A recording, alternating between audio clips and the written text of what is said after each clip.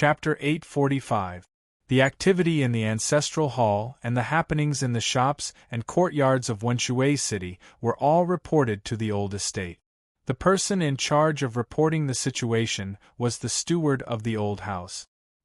He spoke very quickly, but his pronunciation was very clear, ensuring that everyone in the house could understand him. In this room, besides the Tang old master and Chen Chongqing, there was also Zhixiu and Neng. They had also come to tell stories, and they had just finished telling the story of the snowy ridge and the stone mountain. The first three people he called into the ancestral hall didn't look like much on the surface, but they were actually the second brother's trusted arms. The Tang old master spoke to Chen Chongqing like a storyteller. I didn't think that after my grandson was imprisoned for 3 years, there would still be people sending him information, and their eyes are very sharp. His methods can be considered neat. First, he covered second brother's eyes, mouth, and nose. Then, he covered them with lightning speed. But, in the end, it was still too conventional. Chen Chongqing didn't know what to say. He didn't know much about these things and wasn't good at it. It didn't take long before the steward of the old mansion returned to the house and recounted what had happened in the ancestral hall. What do you think he's doing? Playing cards in the ancestral hall? The Tang old master's eyes slightly narrowed, but it was impossible to tell whether he was happy or angry. After a moment of silence, he suddenly smiled at Chen Chongqing. Is Your Holiness the Pope interested in playing a few rounds with me? Chen Chongqing had no interest in playing cards. He didn't even know how to play. Fortunately for him, who had read the Taoist scriptures since he was a child, he only needed a very short amount of time to learn. At the very least, he didn't need 2 hours. 4 people were needed to play cards, so Nank and Zhixiu also sat down. Zhixiu also needed to learn on the spot. Although Nank had played with her sisters in Xuelao City, she was not an expert. As a result, the game progressed very slowly. While they were shuffling the tiles, news from the ancestral hall and Wenshui City was constantly being transmitted to the old estate, to the mahjong table. Young Master sent the phone group to the bamboo garden. The Yun group went to the quiet residence. It is said that they found a few maps. Chuan Tang went to Hesse, but the accounts that eldest young master wanted were never found. There were scorch marks in the snow behind the house. In Wenshui City, amidst the snowstorm, there were 2 mahjong tables. One was in the ancestral hall and the other was in the old mansion. In fact, today's game was played by 2 people, Tang 36 and the Tang second master, who had not appeared at the mahjong table. As more and more information came in, the speed at which the Tang old master played his mahjong grew slower and slower, the expression on his face more and more complex. There was gratification, regret, vigilance, uneasiness, and a hint of resolution that was hard to see. At some point, a skinny old man in a gray robe had arrived outside the door without making a sound. The skinny old man's expression was calm, and he looked like a retired official who had nothing to do with the world. But Zhixiu and Nank both sensed an intense danger. Even though the Tang old master was sitting at the head of the mahjong table, they still prepared to transform. Linghai Jiwang and Enlin ignored the obstruction of the people of the Tang clan's old estate and forced their way to the small courtyard outside. Because they also felt extreme danger. There were so many experts, but not a single one of them had noticed when this skinny old man had appeared and how he had silently entered the old house. Linghai Jiwang gazed at the thin elder's profile and found it rather familiar, as if he had seen it somewhere before, but he could not remember. Even the Tang old master was flabbergasted by the appearance of this skinny old man. The snow is so heavy, so why have you come? Is your rheumatism all right? The skinny old man shook his head to indicate that he was fine, but he said nothing. If it wasn't that he couldn't speak, then he was a man of few words. The steward of the old estate uneasily glanced at the skinny old man. As he wiped the cold sweat from his forehead, he said in a trembling voice, "Eldest young master wants to use the torture hall." The Tang old master fell quiet for a while, then took back the tile he had prepared to play. Let him use it. It's just 2 hours. As long as he doesn't burn down the ancestral hall, he can do as he pleases. The steward's body trembled. It was clear that he had not expected the Tang Old Master to actually agree to Tang 36's request. Chen Chongqing glanced at Ling Haijiwang, wanting to know what the torture hall was. Ling Haijiwang imperceptibly shook his head, indicating that the Li Palace had no information on it. The skinny old man bowed to the Tang Old Master, nodded to Chen Chongqing, and then left the old estate. From start to finish, he had not said a single word.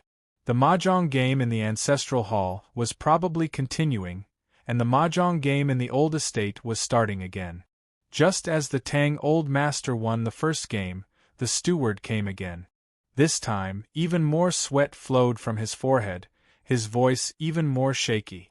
Eldest young master wants to use 5 kind man. The old estate suddenly became abnormally quiet. The Tang Old Master's complexion flickered as he slammed a tile onto the table and angrily said, "Is he really planning to tear down the ancestral hall?" It had been many years since the steward had seen the old master so angry. As for Chen Chongqing and the others, they had never seen it before. Besides shock, they were also curious. 5 kind man was a very strange name. Just what was it? The Tang Old Master's anger gradually subsided. With a deep and serene gaze, he said, "Let him use it." It didn't take long before the steward returned to the room. This time, his clothes were completely drenched in sweat. The Tong cottage has been burned clean. Eldest young master ordered his fat son-in-law to personally light the fire. The Tong cottage is second son's favorite study. In it are many paintings and calligraphy that he bought with his private savings over the years. The Tang Old Master said to Chen Chongqing. Strangely, when Tang 36 had sent someone to burn down the Tang second master's study, the old master had reacted very calmly. It was obvious that in his view, Tang 36's actions that could incite conflict and ignite the anger of the second branch were far less important than the torture hall and 5 kind man. Soon after, more news came from the ancestral hall. This time, the news was rather insignificant. To put it more accurately, it was a trifling matter. The steward said, "Eldest young master says that his stomach isn't feeling too well, so he had someone go to Chicken Crow Nunnery outside the city to bring a table of vegetarian dishes." The Tang Old Master's fingers on the tiles trembled at these words, and then, as if thinking of something, he fell silent for a very long time. Finally, he pushed down the tiles in front of him and said to Chen Chongqing, "I'm not playing any more." The mahjong game in the old estate had ended, but it was hard to say when the mahjong game in the ancestral hall would end. Chen Chongqing suddenly understood something. This was not a mahjong game between Tang 36 and the Tang second master, but a mahjong game between Tang 36 and the Tang Old Master. Through the events that had taken place, Tang 36 had proven that he knew all the cards in the old master's hand, and that he could play them extremely well. Like the torture hall and 5 kind man. But what was up with the vegetarian dishes in Chicken Crow Nunnery? Chapter 846. To the southwest of Wenshui City were 12 extremely large granaries. It was said that they could guarantee a year's supply for the 6 counties of the Great Zhou dynasty. If Wenshui City was besieged, this amount of grain would be enough to support the soldiers and civilians of the city for several centuries. From this, one could easily imagine how much grain these granaries held. The most important thing about granaries was naturally fire prevention, so these granaries were not far from Wenshui. Although it was the middle of winter, standing in the granary, one could still hear the distant sound of running water. In truth, it was not the sound of running water, but the sound of blood. In the deepest granary there was not a single grain. This incredibly spacious, perhaps even grand, storehouse was empty, with only several dozen people inside. 7 people were stripped naked and hung on the iron chains used to transport the grain. Blood flowed continuously from their bodies and splashed on the ground. They had already suffered countless tortures and were in an extremely miserable state. Even the slaughtered pigs would be much happier than them. The executioners were all very young, and some of them were even teenagers. Their expressions were very focused, and they were not the slightest bit distracted by the scene in front of them. Their faces did not show any sympathy or pity, but there was an occasional bashful expression. These young people were all members of the Tang clan's torture hall, and they all had the same teacher, the thin old man sitting in the chair. It was also the thin old man that had appeared in the old estate not long ago. The 7 prisoners were released. There was not a single piece of unharmed skin on their bodies, and they had lost a great deal of blood, but they were still alive. The problem was that at this moment they wished that they had never lived. "Sign your name, and then I'll send you on your way." The thin old man finally spoke. His voice was as calm as his expression, exceptionally ordinary and ordinary. But to the 7 blood-soaked prisoners on the ground, the old man's voice was like the howl of a demon from the depths of hell, like a flower blooming in the divine kingdom above the sea of stars. Already on their last breaths, they desperately crawled forward, leaving behind several bloody streaks on the floor of the granary. They crawled to the old man, used their already blurry eyes to find a brush and paper, and then used their fastest speed to sign their names. Then they incessantly wept, "Grandpa Wei, hurry and kill me!" A plume of black smoke rose from the estate, followed by the indistinct glow of fire, and then curses. The Tang's second master's favorite Tong cottage had been personally set on fire by his plump son-in-law, turning into scorched earth. The estate was behind the willow trees on the banks of the Wenshui, but the Tong cottage was located relatively far away, so the fire could not affect the lives in the river. The snowflakes fell on the surface of the water and disappeared instantly. The fish swam slowly in the water plants at the bottom of the water. This was the southern part of the city, where the Tang clan's main branch and second branch lived across the river. It was the most prestigious place in the city. This place was far away from the Taoist Hall and the Long Street. There were no inns or restaurants. Naturally, there would be no pedestrians and no liveliness. Even the servants of the eldest branch, who had come to watch the show, were captured by Madame Tang. In the next moment, the deserted Wenshui suddenly became lively. 7 peddlers, 6 bailiffs, 3 fortune-tellers, 2 sesame candy-selling elders, and a young girl who bought cosmetic powder suddenly appeared. Everyone knew that these people were not ordinary people. The yamen runners could manage the peddlers, and the fortune-teller could chat with the sesame candy-selling old man, but none of the peddlers sold cosmetic powder. Who would the little girl buy it from? They happened to be 5 kind man. Tang 36 had requested 5 kind man from the Tang old master. No one knew that the most frightening aspect of the Tang clan was not those private soldiers, nor was it the old guardian half a step from the divine in the ancestral hall, nor was it even the torture hall. It was these people that no one knew about. The Tang old master flew into a rage upon hearing Tang 36's request. This was his natural reaction to discovering that the Tang clan's true secret and killing move had been discovered. Although that person was his own grandson, he still found it somewhat difficult to accept. From this, one could see the importance of these people to the Tang clan. From the moment Chen Chongqing entered the Taoist Hall of Wenshui City, these peddlers, bailiffs, and 5 kind man had been on the other side of the river. They had to keep an eye on the experts of the orthodoxy, ready to strike at any moment. At the same time, they had to keep an eye on that clump of water plants in the depths of the river. Just as the Tang clan guardian had said to Tang 36, that monster called Chusu seemed to be moving about in a mysterious and unfathomable manner, but in reality, he had always been in the grasp of the Tang clan's old estate. Today, these peddlers, bailiffs, and fortune-tellers had to follow Tang 36's request and force Chusu out, then capture or kill him. Although the longevity sect had already withered away, its 10,000-year-old foundation was like a mountain. If one looked down, they would see a bottomless abyss. Chusu was the most terrifying product of this abyss. Could these peddlers and bailiffs with ordinary chi defeat him? The 7 peddlers unloaded their frames, took out little toys like rattles, needles for spinning sugar, and dragonflies made of bamboo, and began to assemble them. Their expressions were very calm, even somewhat wooden, but their movements were practiced, concise, and swift. In a very short time, those needles, rattles, and bamboo dragonflies had been assembled. This was a sand table that had been shrunk down several hundred times. The buildings and corridors on it were extremely realistic, like they had been carved out of a walnut by the most brilliant craftsman. The peddlers placed their hands on the edge of the sand table.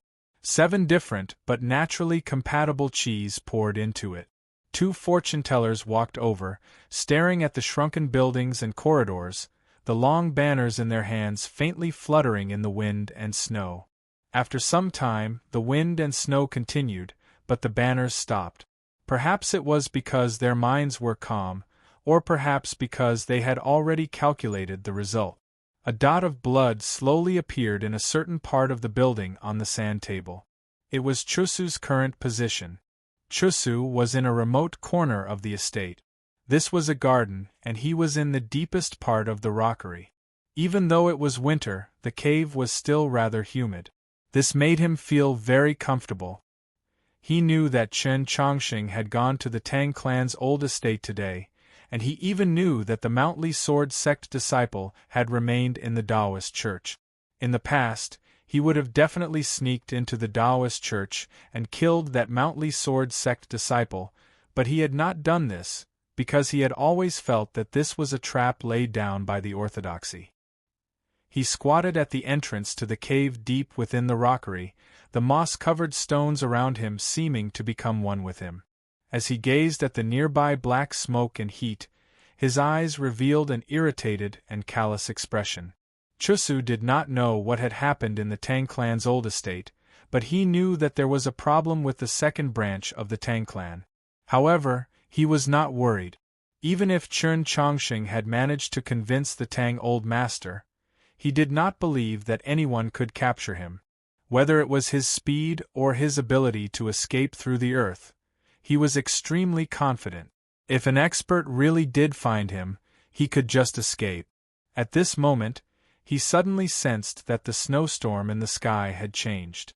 It was not because of the speed or shape of the snowstorm, but because the chi of the world concealed within had changed, revealing a murderous intent. Chapter 847. His pupils rapidly constricted to the size of mung beans, surging with boundless wariness and rage. Someone had discovered him.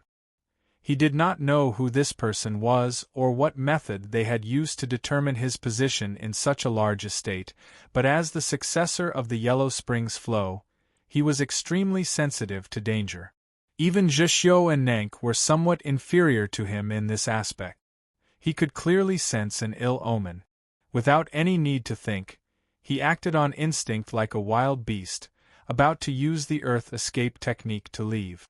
A thud came from the depths of the fake mountain as the moss-covered stone cracked and rolled away. Chusu had not been able to leave. He still stood at his original spot, his head and body covered in stone and mud, his expression somewhat perplexed. What was going on here? The moment those 2 fortune-tellers confirmed Chusu's identity, the attack began. Each of the 7 peddlers had a string of copper coins on their wrists. The string snapped, carrying bits of snow with it as it fell on the sand table, smashing against those seemingly real pavilions and terraces that had been shrunk countless times. At the same time, the banner in the other fortune-teller's hand suddenly straightened. The wind and snow howled, and the banner fluttered in the wind. It was like a banner. The Wenshui suddenly surged with countless waves. Even the water grass in the deepest depths began to madly dance, and countless fish fled in fright. A tremor came from the ground and quickly spread to the surface. The 2 shores of the Wenshui began to fiercely quake. Miraculously, the buildings of the estate on the surface were unharmed. Countless cries of alarm rose from the estate. The people who had been cursing and swearing a moment ago now held their heads and ran around. The Tang's second master stood in front of the scorched ruins, still motionless as he imagined the beautiful and secluded Tong cottage a moment ago. He knew that this tremor meant that the array had been activated. Then he turned his head and muttered to himself, "Even Five Kind Man has come. Father, just what are you thinking?" It seemed like he did not care about Chusu's life or death, or even whether Chusu would be captured. Why was this? The complicated array that the Tang clan had left on the two shores of the Wenshui and had lain dormant for many years was activated.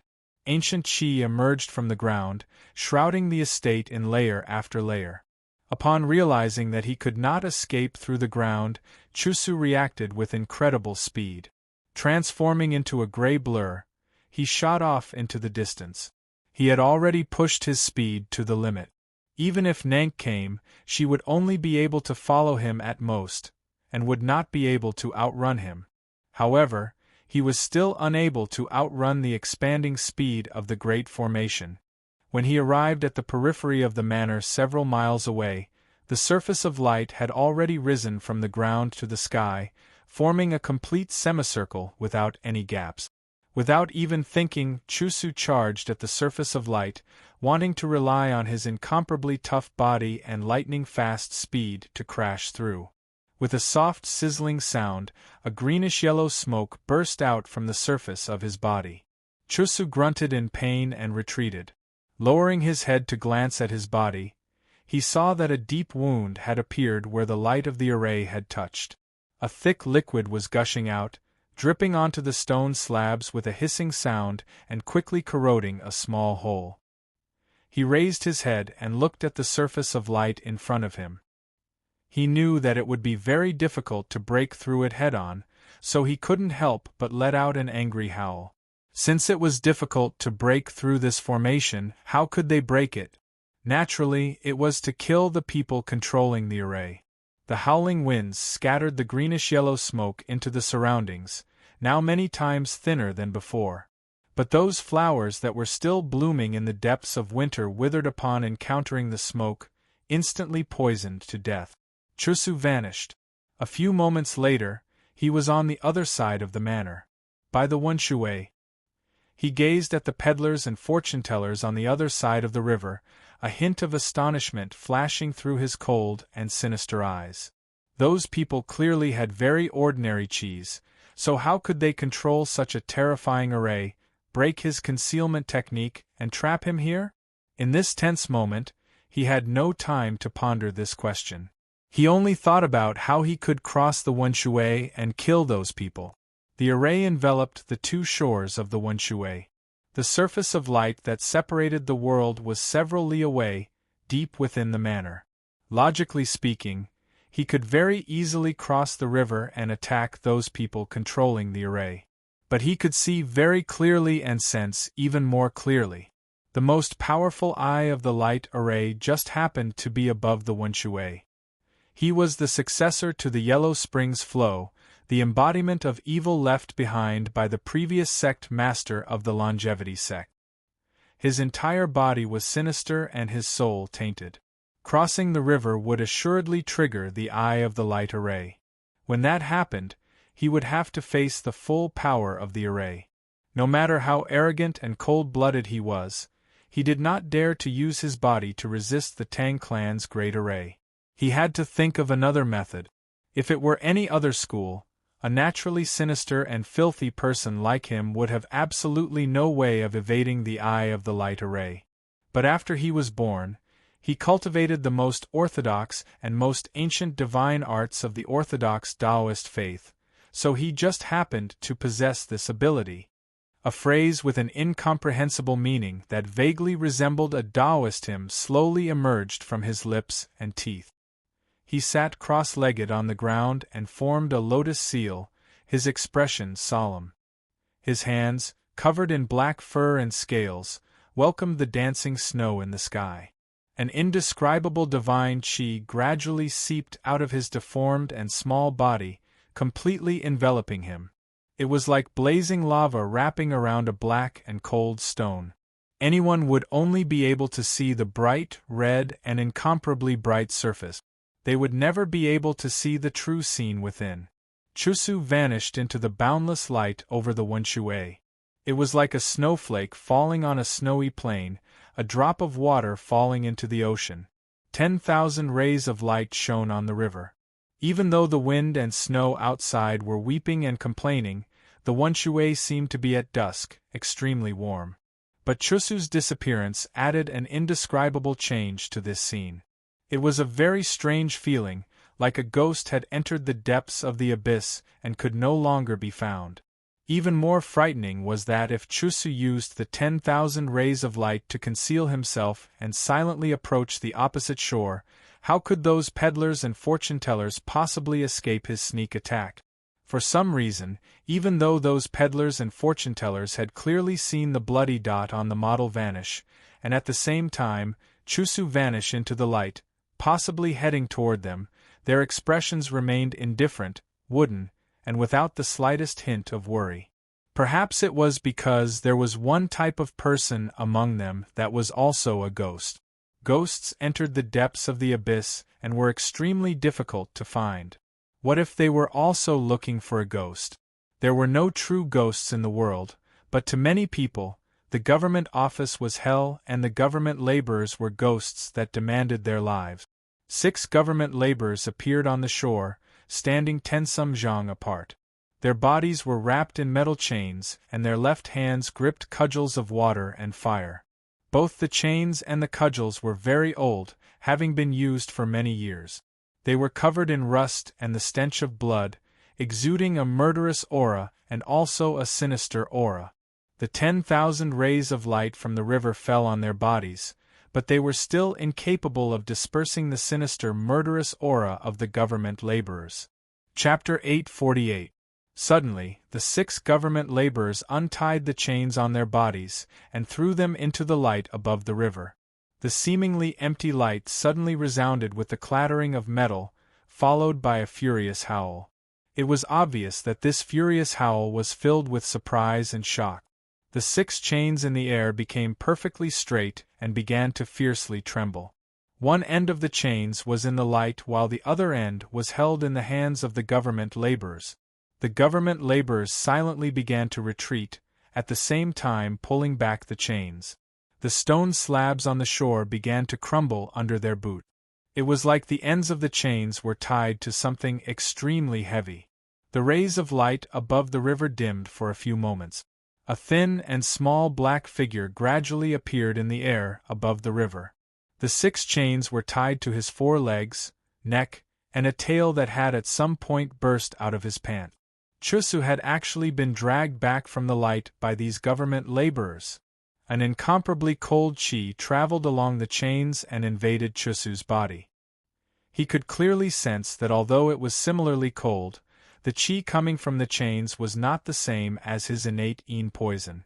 The chi coming from the chains was even more solemn, imbued with the aura of an official. The sinister appearance was brimming with an undisguised killing intent. The sinister killing intent of these government laborers was not as powerful as Chusu's sinister and filthy chill, but it was more tenacious. For a moment, Chusu was unable to escape the chains. He knew that he was in an extremely dangerous situation.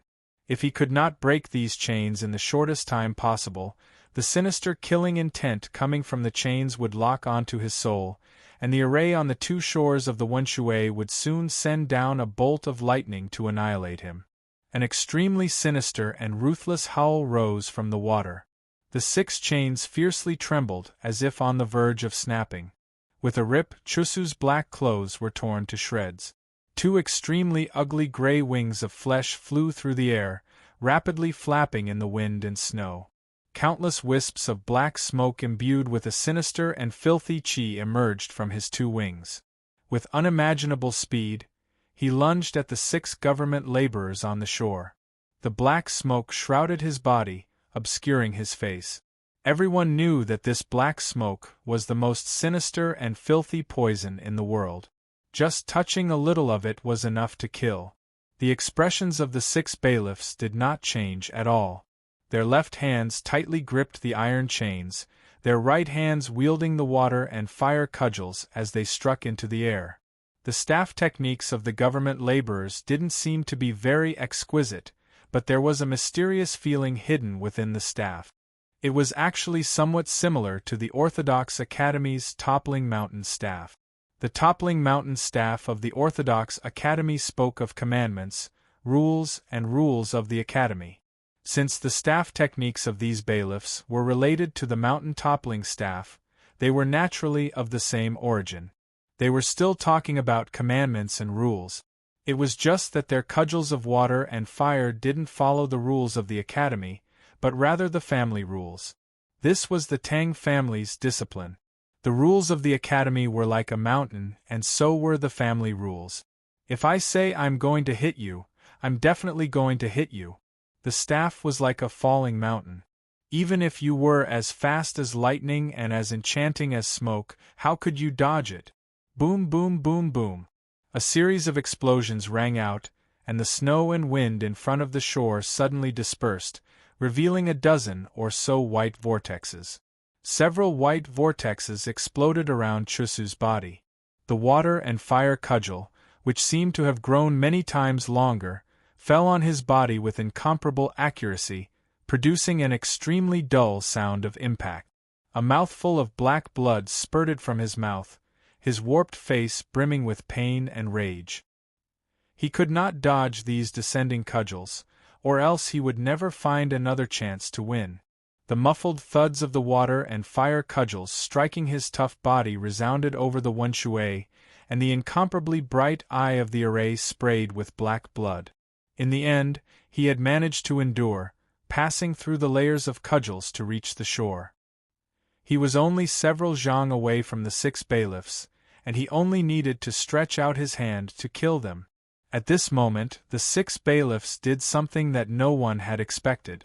They loosened the chains in their hands, seemingly completely unconcerned that Chusu would escape. Then they straightened their 6 cudgels of water and fire, using them as a fence to protect themselves as they retreated. These bailiffs had retreated? Then who on the shore would deal with Chusu and kill those peddlers and fortune-tellers responsible for controlling the array? With Chusu's arrival, countless wisps of extremely foul black fog swiftly pervaded the shore. The grass and fish in the water instantly died upon contact. Just when the black fog was about to reach the peddlers and fortune-tellers, it was suddenly torn apart. It was like the deepest darkness had been torn in two by someone high up in the sky. What had torn apart the black fog were 2 extremely ordinary fists. On the shore were 2 elders selling sesame candy. The moment Chusu arrived, they had put away the green cloth on the stall in front of them, preventing the sesame candy from getting even a speck of dust, and then walked out. They bent their knees, lowered their waists, calmed their minds, clenched their fists, and punched. Their actions were plain and ordinary, devoid of the demeanor of a cultivating expert. They were more like a boxing master performing in the countryside. Only true cultivators would be able to understand the beauty of these 2 fists. Plain and ordinary meant that they treated this matter as a simple meal. Ordinary meant that they treated this matter as something ordinary. This was true neutrality and peace. And they were using the most orthodox techniques of the imperial clan. Boundless light exuded from their fists. Unlike the light in the array, the light exuded from their fists had no divine aura, only heat. Their fists exuded boundless heat, making them look like 2 blazing suns. The foul and gloomy black fog that had followed Chusu was instantly torn to shreds. The hiss of ablation could be heard all over the river. The blazing sun style. How could there be someone from the imperial clan? Chusu's terrified shout rose from the depths of the black fog. His face and clothes were already covered in countless tiny holes, looking like sesame seeds evenly sprinkled on sesame candy. Countless streams of black blood spurted out of these holes, a gory and terrifying sight. The cries of alarm in the snowstorm transformed into howls of pain and fury, sounding like those of an ancient monster that had been wounded. He let out a strange cry as he lunged at the 2 elders, bringing with him a sky full of black blood. This black blood was his true blood, and it contained a poison many times thicker than the black fog. Even if his current opponent really was a member of the Imperial clan and was using the most orthodox Blazing Sun style, it was still impossible for him to resist this black blood. The two elders turned grave. With a whoosh, they took off their long robes and prepared to punch again. At this moment, a little girl walked past them. Whether it was Chusu or the two sesame candy-selling elders, in this tense and dangerous moment of battle, they had all forgotten that there was a girl present. It was that cosmetic-buying girl.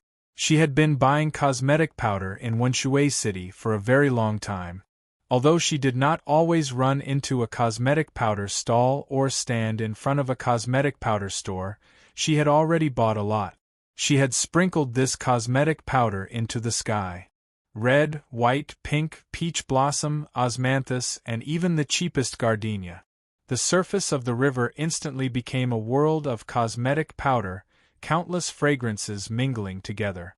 No matter how fast Chusu's movement technique was, how could he avoid this powder that pervaded the world? How could he avoid the fragrance?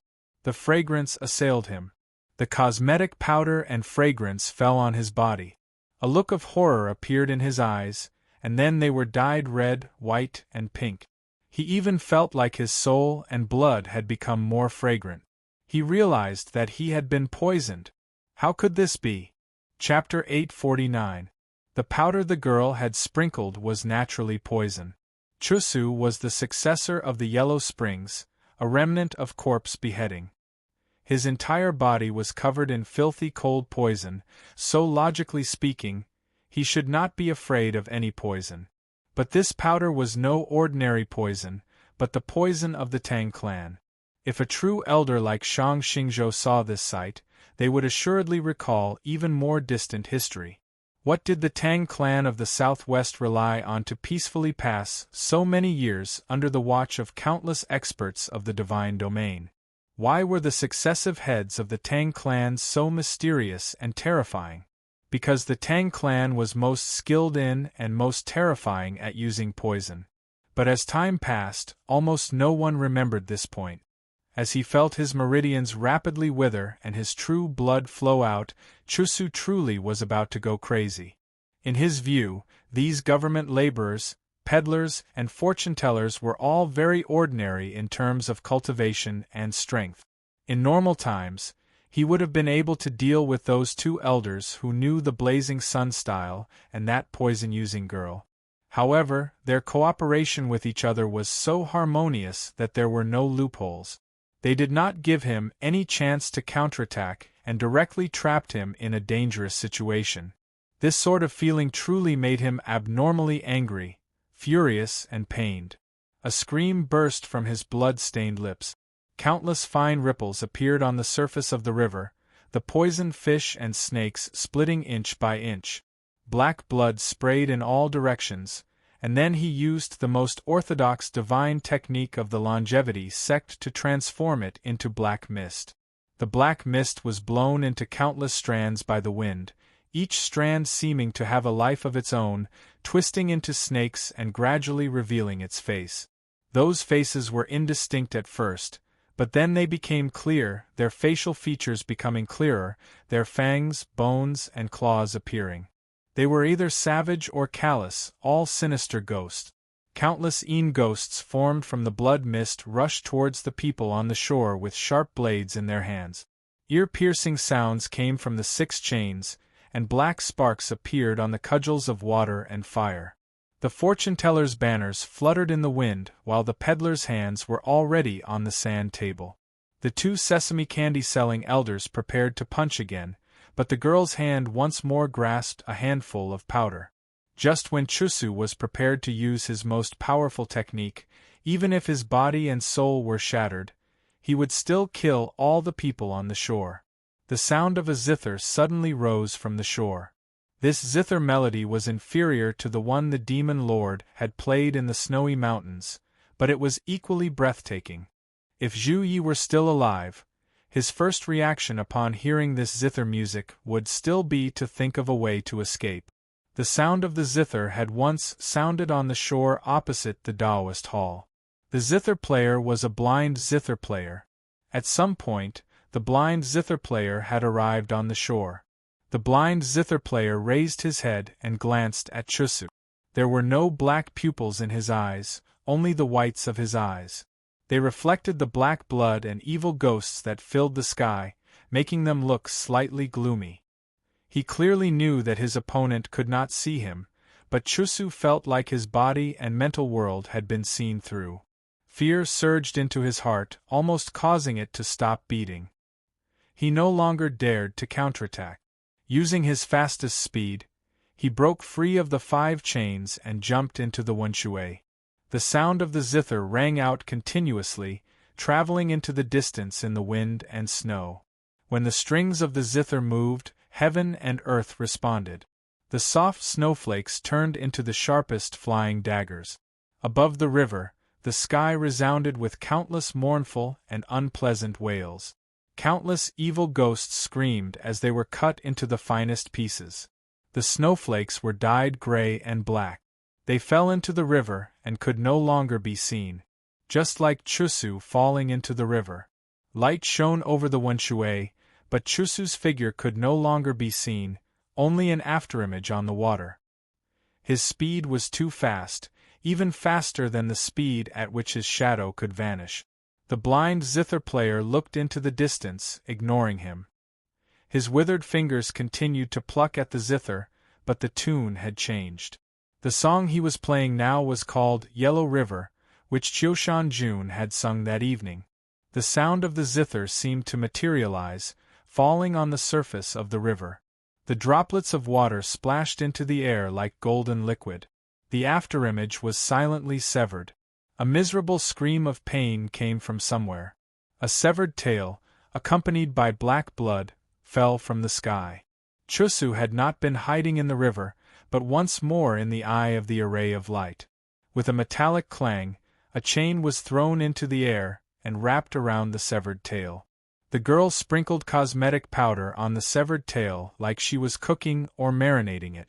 Bound by the chains, the tail continued to struggle like a living creature. Gradually, it came to a stop. Only then did it truly die. An old man selling sesame candy came forward and wrapped the broken tail with the craft paper that was used to wrap candy. After doing this, they turned to the blind zither player. The government laborers, the peddlers, the fortune-teller, the old man selling sesame candy, and the cosmetic powder girl were the Tang clan's 5-kind man. But they were not all of them. They were the 5-kind of 5-kind man. Besides them, there was one more person. That person was their teacher and also their leader. 3 li to the west. The 7 peddlers continued to maintain the array. The wind blew at the banner, and the fortune-teller once more sought out Chusu. The government laborers carried the chains on their backs and cudgels of water and fire, prepared to continue the pursuit. The sesame candy elder and cosmetic powder girl also began to pack up their things. Their faces were expressionless and very calm. Since the blind zither player had taken action, no matter how skilled Chusu was in concealment or how insidious his methods were, only death awaited him. The blind zither player did not move. The government laborers, the peddlers, the elder, and the girl all turned to him. Enough. The blind zither player closed his eyes and continued to play the zither. Time did not flow at the exact same speed. This was true for different people with different moods, and it was also true for the beginning and end of an event. As one approached the boundary of time, the flow of time would often speed up. The mahjong game in the Tang clan's old estate had already stopped. The mahjong game in the ancestral hall had also reached its end. The 2 hours were almost up. The 3 people at the table were clearly growing more and more nervous, the sweat on their foreheads increasing. 16th uncle, you and 17th uncle are twins and have always been close. I presume that you definitely want to avenge him. Tang 36 looked at one of them and said, "But you need to understand that he was not killed by the demon lord, nor was he killed by the Pope. He was killed by second uncle." The Tang 16th master's expression suddenly changed. He stared at him and said, "Evidence." Tang 36 said, "Because of the cinnabar pill incident, a bishop of the Hall of Illustrious Persons, was expelled from the Li Palace. You should know this person. The Tang 16th Master's face gradually turned gloomy. He accompanied 17th to Gaoyang village. Tang 36 glanced at the cards in his hand and said, "He did not die." The Tang 16th Master said, "No matter who did it, even if it was second brother, there's no reason for him to still be alive." Tang 36 raised his head and glanced at him. This illustrates a principle: suicide is always more difficult than murder. The Tang 16th Master suddenly stood up and said, "Give him to me." Tang 36 lowered his head and began to sort through the cards. "That will depend on whether 16th uncle is willing to give me what I want." Chapter 850. The uncle of Jiar Lane wiped the sweat from his forehead and said, "Brother Tang, have you perhaps misunderstood something? As someone with a different surname, I don't have the courage to participate in family matters." Tang 36 looked at him and smiled, saying, "I say, granduncle, at a time like this, can't we just make things a little simpler? Ning Shiwei is your nephew. After being tricked by you, do you think your wife will let you go? Quickly think of a way." Without waiting for the Tang 7th Master to speak, Tang 36's smile faded and he seriously said, "Seventh aunt has been slept with by second uncle for so many years, did you not know?" The Tang 7th Master's complexion became extremely nasty, but after a few moments, he unexpectedly calmed down. "Of course I know that you knew, but in the past, no one besides me knew. Now that I've exposed this matter, can you still pretend that you don't know?" Tang 36 gave him a pitying glance and said, "How do you resolve this matter now? Helping me kill second uncle is your only choice." The old guardian of the Tang clan had been standing by the mahjong table this entire time. No matter what secrets were involved in this game of cards, his expression did not change. But in the end, the admiration in his eyes when he looked at Tang 36 had increased. The three elders that he had called to the ancestral hall were normally not very eye-catching in the Tang clan. Very few people knew that they were the Tang second master's true left and right arms. In his conversation with these three elders, his thoughts were not deep and his methods were not particularly impressive, but they were very suitable. He knew what these three elders feared the most, what they cared about the most, and what their true personalities were. This sort of understanding was the most frightening thing of all, and it was also an essential quality for one to become the head of the Tang clan. 2 hours finally passed. When Shui City left Tang 36's hands and returned to the Tang Old Masters, the gate of the ancestral hall closed once more, and it was impossible to say if there would ever be a day when it would open again. The three elders each had different emotions as they left. The last mahjong game on the table had not yet finished. The old guardian of the Tang clan did not leave. He continued to stand behind Tang 36. He was waiting for news from the Tang clan's old estate. This news would determine what he should do. This had nothing to do with right or wrong, only victory or defeat. This was the way of merchants. The winner takes all and the loser leaves. If Tang 36 won, he would leave alive. If he lost because of Chun Chongsheng, he probably wouldn't die, but he probably wouldn't be able to leave again. The mahjong game at the Tang family mansion ended a little earlier, when the old master heard that Tang 36 had sent someone to the Chicken Crow nunnery outside the city and asked for a vegetarian meal. In fact, until the end of the 2 hours, the vegetarian meal was still in the kitchen of the Chicken Crow nunnery. It was not ready in time. The wind and snow fell silently in the courtyard of the old house. Just like the arrival of the emaciated old man, no one would be alarmed. Ling Haijiwang stared at the elder's face, finding it increasingly familiar. The skinny old man walked into the room, and several pairs of eyes looked at him. Even Zhishio felt somewhat nervous, not because of the emaciated old man's identity, but because of what he was about to say. Chun Chongsheng was not nervous, only silently making his preparations. If what he did next could not make the Tang old master change his mind, he could only use other methods. He did not want to use that method. Although he had a powerful helper outside Wenshui City, he did not want the matter to develop to that point. But no matter what, he could not allow Tang 36 to continue being imprisoned in the Tang clan's ancestral hall. The emaciated old man first bowed to the Tang Old Master, and then to Chen Chongqing, just like when he first appeared in the old estate. Chen Chongqing did not know the true identity of the emaciated old man, but from the respect the Tang Old Master showed him, he knew that this person had an extraordinary background, so he seriously returned the bow. The Tang Old Master asked, "What was the result?" The emaciated old man indifferently replied, "His Holiness the Pope was correct. First Master truly was poisoned, and it was arranged by Second Master.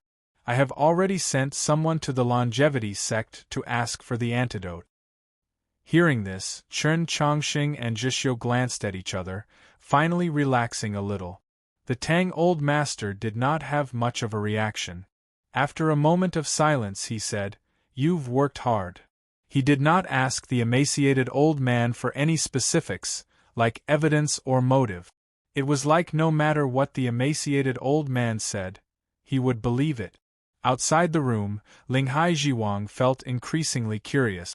Just who was this emaciated old man, and just what was the Tang clan's torture hall, and why did the Tang Old Master trust him so much? The emaciated old man walked out of the old estate. As he watched him leave, Linghai Jiwang finally remembered who he was. His expression flickered as he asked, "You are Minister Wei?"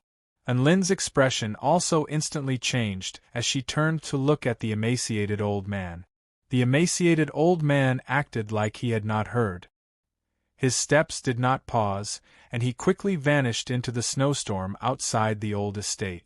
Chen Chongqing did not know who Minister Wei was, but seeing Linghai Jiwang and Lin react so strongly, he thought to himself that he was probably an extraordinary person. But he had no chance to ask, because right after the emaciated old man left, another person came to the old estate. Just like the emaciated old man's arrival, it was also silent. Neither the two prefects of the orthodoxy nor Chen Chongqing's group of three noticed. The person who had come was a blind zither player. The blind zither player paid no attention to the other people in the room, nor did he bow to Chen Chongqing.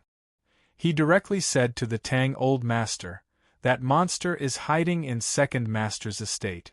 It truly is of the Yellow Springs lineage and cultivates the techniques of the longevity sect. It's not a good thing." After a few moments of silence, the Tang Old Master said, "There's no reason why it can't stay." The meaning of these words was very clear. In the Old Master's view, since the blind zither player had taken action, no matter how troublesome that monster was, it could not escape. The blind zither player was quiet for a very long time, then said, "I found it somewhat unbearable." The Tang Old Master also felt somewhat sorrowful at these words. The matters of the past no longer exist. There's no need to remember them. The blind zither player replied, "That was the last strand of Junior Brother's soul. I always wanted it to last a little longer in this world." It took Chen Chongqing a few moments to understand the meaning of this conversation, and he was very shocked. Based on his judgment and analysis, Chusu was a descendant of the Yellow Springs, most likely the result of the corpse execution of the previous sect master of the longevity sect. This blind zither player said that it was the last strand of Junior Brother's soul. Did this mean that his junior brother was the previous sect master of the longevity sect? Didn't this mean that this blind zither player was that sect master's senior brother? Then he had an extremely high status in the longevity sect, perhaps even the only elder of the previous generation? Such a person was actually hiding in the Tang clan as a guardian? Chapter 851. The blind zither player left the room, carrying the zither on his back. Lin had also recognized his identity. Her face slightly paled, but she said nothing, only bowed as a junior would. Linghai Jihai had not yet recovered from his shock when he was shocked once more. The longevity sect was the ancestral hall of the southern faction of the orthodoxy. As archbishops of the Orthodoxy, he and Lin naturally understood the longevity sect more than Qin Chongsheng. They knew that this blind zither player had once been the longevity sect's grand elder. When Su Li charged into the longevity sect alone, rivers of blood flowed by the cold pool and countless people died. The few elders who were still alive were actually just unremarkable second-generation elders at the time. The first-generation elders who could truly represent the longevity sect's strength were all dead or injured. After an investigation, only 2 of the most powerful elders managed to escape the calamity because they were in secluded cultivation, but in the end they also disappeared without a trace. Who could have expected that the longevity sect's grand elder would come to the Tang clan? Minister Wei was the Minister of Justice of the previous dynasty. Right now, he is in my clan's torture hall. The Tang Old Master said to Qin Chongsheng, when he was Minister Wei, Zhou Tong just happened to rise to power through the Mutuo clan case. Following the Empress's will, Zhou Tong became his disciple. Zhou Tong's later methods were all learned from him, but the two had different ideals. Minister Wei deeply disliked him, and even though Zhou Tong had the Divine Empress's support, he was still miserably dealt with by Minister Wei. Only later on did Emperor Xian go blind and the matters of the imperial court fall into the Empress's hands. Only then did the situation reverse. Qin Chongsheng asked, "What happened?" Minister Wei can probably be considered the first true prisoner of Zhou prison. The Tang Old Master did not get too specific, continuing, "I invited Su Li to the capital to rescue him, and then Minister Wei remained in Wenshui City." After a moment of silence, Qin Chongsheng asked, "And that person?" The Tang Old Master replied, "When Su Li went to the longevity sect, he gave me face and left 2 people alive." Qin Chongsheng had a rough understanding. Those 2 surviving elders were also currently in Wenshui City. One was the blind zither player from before, and the other was the old guardian in the ancestral hall. "These are the favors I owe Su Li. He wanted me to promise him something, and today I have returned this favor." The Tang Old Master glanced at the old umbrella and said, "It's the 2 hours you wanted." Qin Chongsheng thought of the senior that he hadn't seen for a long time and felt nostalgic. The Tang Old Master concluded, "This favor arose because of the 3 of them, and when it comes time to return the favor, it will still be the 3 of them. It seems that everything is predestined." These words were his explanation for what had happened today, and at the same time, he was killing time. The Tang Old Master and Qin Chongsheng were waiting for someone. The most important person.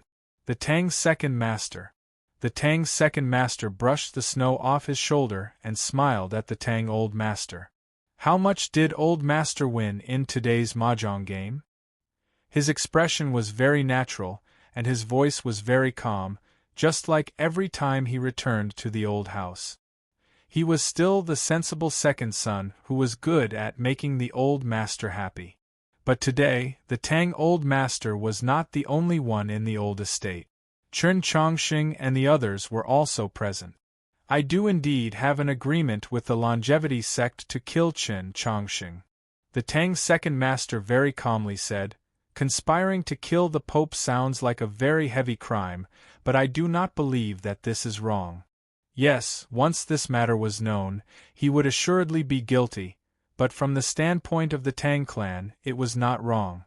In the old estate in the snow, what they were discussing today was not crime, but right and wrong. This right and wrong was not right and wrong in the eyes of the common people, but right and wrong in the eyes of the Tang Old Master. Let alone him colluding with the longevity sect. In truth, many factions, including the Qiushan clan, wanted Qin Chongsheng dead. So what? Outside the room, Linghai Jiwang and Enlin had very solemn expressions, because it was obvious that the Tang Old Master agreed with his view. Attempting to kill Qin Chongsheng was not a big deal, even if it was rather troublesome to clean up now. Then what about poisoning the Tang First Master? The Tang Old Master also did not care. Just as he had said to Chen Chongqing 2 hours ago, to the elders of his generation who had been deeply influenced by Emperor Taizong, as long as the Tang's second master could ensure that the Tang clan did not fail, or even advance to the next level, let alone poisoning his elder brother, even killing his own father was nothing to him. Chen Chongqing asked, "Then how do you explain the demon lord replacing Chusu and appearing in the Mount Song army headquarters? And what is your relationship with Xuelao City?" The room became extremely quiet, and the snowstorm outside seemed to grow louder, making one feel somewhat vexed. The Tang old master asked, "Causing so much noise in 2 hours, did Tang find out anything?"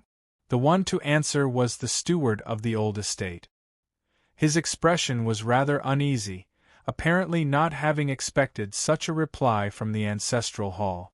First young master said at the very beginning that to prove second master's relationship with the demons was very simple. Only one sentence was needed. I'm very curious as to what sentence is needed to prove that my son is colluding with the demons. The Tang old master expressionlessly said. The steward raised his head to glance at the Tang old master. After a few moments of hesitation, he said, "First young master said that there was no need for evidence, that it was up to one's heart to prove it. Old master, if you are willing to believe that second master is innocent, then he is innocent. If you are not willing to believe second master, then you naturally know that he is not innocent." The room grew even quieter, and no one spoke for a very long time. No one understood his grandfather better than Tang 36. There was no need for evidence, no need for him or Chen Chongqing to do anything. Everything was in the Tang old master's grasp.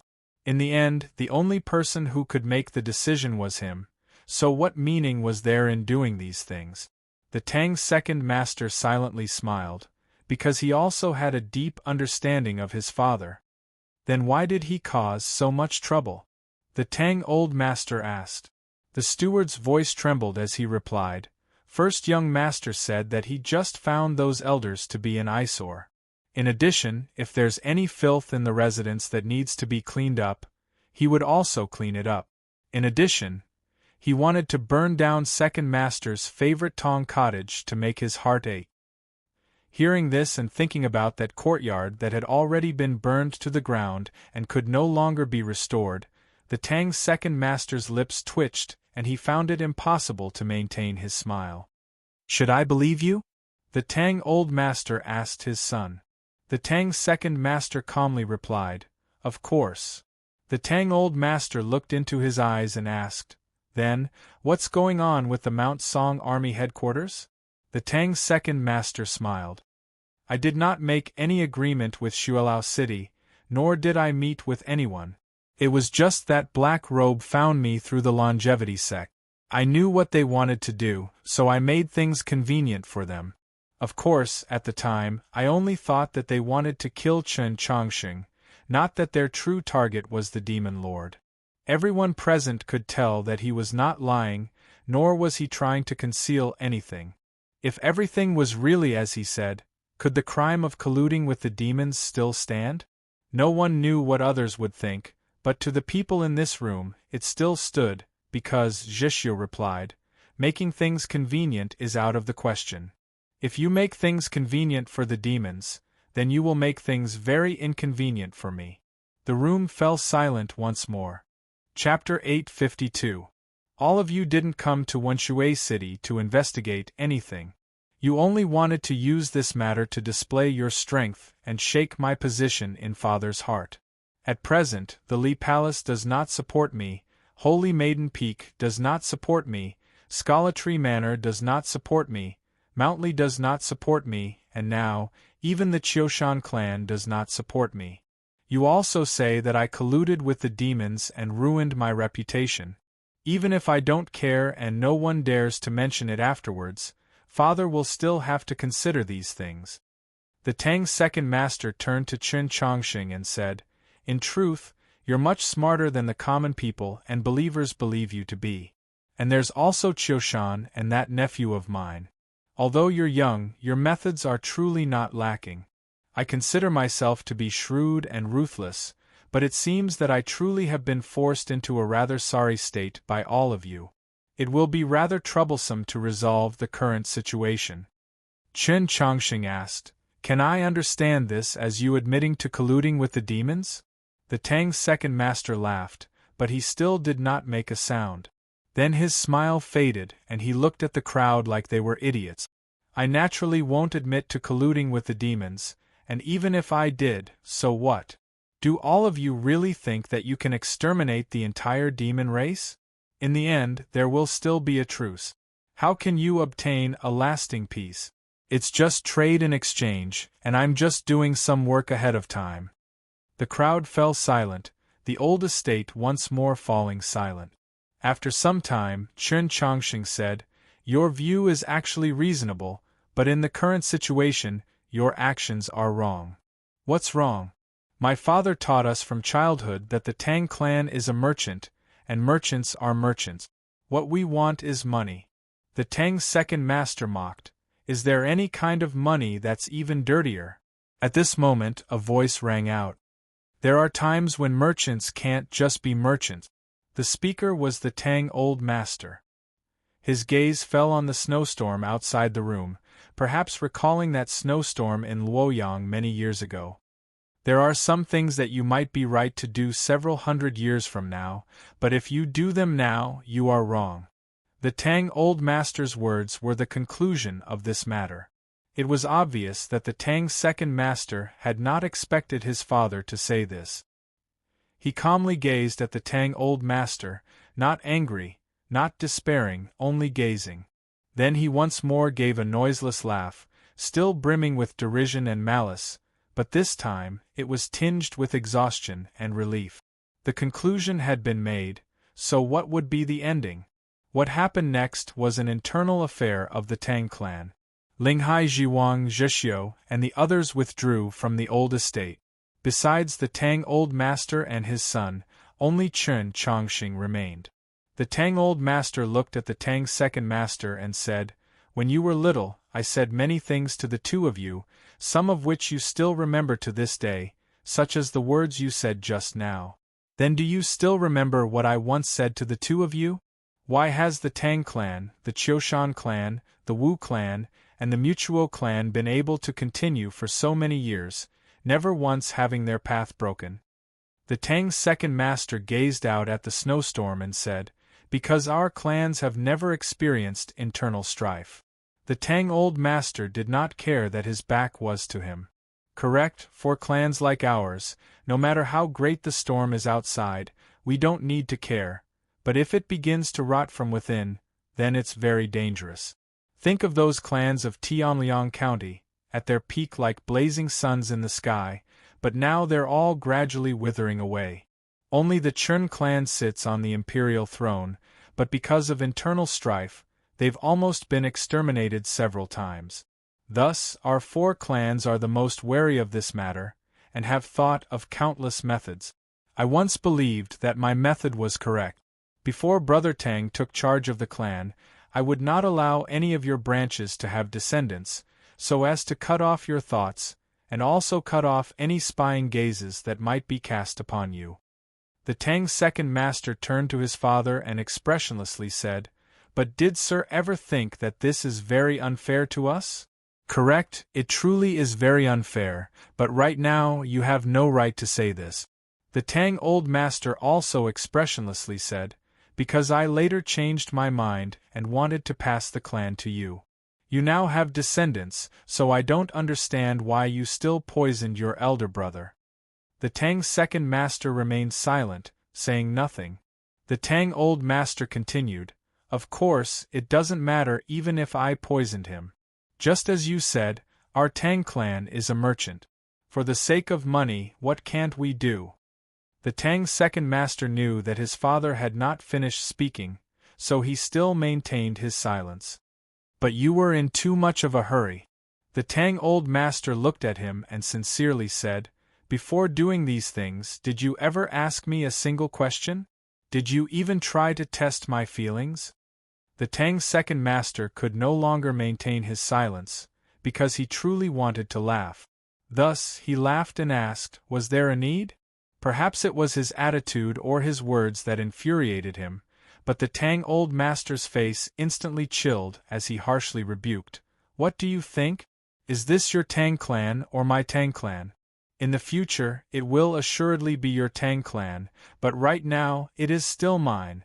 Since it is my Tang clan, what right do you have to hide it from me and do so many things? The Tang's second master calmly gazed at him. After a very long time, he finally mocked, as expected. It was hard to tell if he was mocking himself or mocking the world. The Tang old master asked, what did you say? It's useless to say anything because it's all fake. Father, what you need is not reason, only reverence. You only want to maintain your mysteriousness, hiding in the old estate every day and playing mahjong. Naturally, these sons and stewards will help you manage the family business. If they do well, they'll be praised, but if they do badly, they'll be thrown away like a rag. The Tang's second master looked at his father and sorrowfully said, yes, besides caring about whether the Tang clan is your Tang clan or not, what else do you need to care about? The Tang old master slightly narrowed his eyes. That's because you've done things that I cannot tolerate. Cannot tolerate. The Tang's second master suddenly raised his voice. Didn't you just say that as long as the family business did not fail, it didn't matter if you were poisoned to death? The Tang old master expressionlessly replied, I can say this, but you can't do this. Don't you understand this? The Tang's second master coldly replied, because I'm too ruthless? Principal Shang thinks highly of me and is willing to use the power of the imperial court to support me. Isn't it precisely because I'm very similar to you, both so ruthless? The Tang old master narrowed his eyes even more. After a moment of silence, he said, today, you have disappointed me the most with these words. The Tang's second master's face was brimming with derision, but he did not reply. The Tang old master continued, I have known Shang for several centuries, and we are truly kindred spirits. I know of his strength, his mental strength, and when you said these words, it meant that you had already mentally submitted to him. The Tang clan can only cooperate with him. If this continues, you will bring the Tang clan to its grave. The Tang's second master's eyes also narrowed at these words. Then what about you? Did you really think about handing the Tang clan to me? His voice also sank, but it was not calm, as if it contained many years of hatred. Yes, in these 3 years, you thought about it, but in the end, you made up your mind because I used poison to cripple Big Brother, because that grandson you placed such high hopes on was stupid enough to insist on standing on Chen Chongqing's side. You were forced to choose me. The Tang old master asked, if I don't give this clan to you, who can I give it to? Who can I give it to? The Tang's second master crazily laughed, a rare sound escaping his lips. Ha ha ha ha, who can I give it to? He angrily yelled, did you really think that I didn't know that that fellow came to the old estate 3 days ago? Did you tell me about this? No. Because you were afraid that I and the imperial court would move against him, because this is Wenshui City. You still hold out hope for him, right? After all these years, you still think that I'm inferior to him, right? But don't forget that his surname is Wang, not Tang. Just who is your son? Chapter 853. Chen Chongqing had said nothing this entire time, only quietly listened. The conversation between the Tang old master and his son had not been concealed from him. Thus, he had heard many secrets, not the actual secrets of the Tang clan, but the secrets in the depths of the hearts of this father and son. He was particularly shocked at the last few words, but this did not mean that he was completely ignorant of this matter. In truth, the person that the Tang's second master hated and envied had appeared at the old estate 3 days ago at his request. Since you know that he has also come, what chance do you have? The Tang old master asked. The Tang's second master regained his composure and indifferently said, he is not willing to change his surname, so he has no right to manage the matters of my Tang clan. The Tang old master expressionlessly asked, and if I had him manage it? After a few moments of silence, the Tang's second master replied, I asked someone to delay him outside. He can't come. The Tang old master asked, Even so, what else can you do? The Tang's second master calmly replied, I can't do much, but I can at least kill that good nephew of mine. He was too calm when he said this, as if he was speaking of a very ordinary matter. Thus, neither Chen Chongqing nor the Tang old master immediately reacted. If Brother Tang dies, father, besides me, you have no other choice. This time, the Tang old master and Chen Chongqing clearly heard his words, and then simultaneously thought of a story in the Taoist canon. This story was too old and had no evidence. It was more like a legend, a myth. It was said that in ancient times, there was once an abnormally powerful empire. One day, while the emperor was inspecting the front lines, he suddenly died of illness. The accompanying empress and crown prince were stranded in the wilderness by a torrential downpour, and the prince that remained in the capital, with the support of his sister and the ministers, forged a posthumous edict and ascended to the throne first, plunging the empire into internal strife.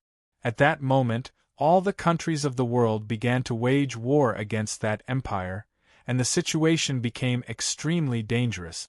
Several dozen days later, the empress and the crown prince returned to the capital under the protection of an appointed minister. The princess and the ministers who supported the new emperor expressed that they were willing to pay a sufficient price for this matter. They hoped that the two sides could put aside their former enmity and unite all forces to resist the external invaders. At that time, the power of the new emperor was still strong. For the sake of the overall situation, this seemed to be the only way out. However, the minister did not think so. Early that morning, during the court meeting, the appointed minister directly beheaded the new emperor with a single stroke of his sword. Then he told the princess and the ministers loyal to the new emperor that there was only one emperor in the empire now. Do you not know what kind of future you should choose for the empire? Then I'll help you eliminate one of the alternatives. That way you won't need to be anxious and tormented, because the only choice was the best choice. Note: this story comes from an awesome novel called Nightfall. But please understand, this doesn't mean that the story of night conquering happened before the book of choosing heaven. I can clearly say that it's not like that. It's just that I've been watching night conquering again recently, and I can't help but want to write about it for fun.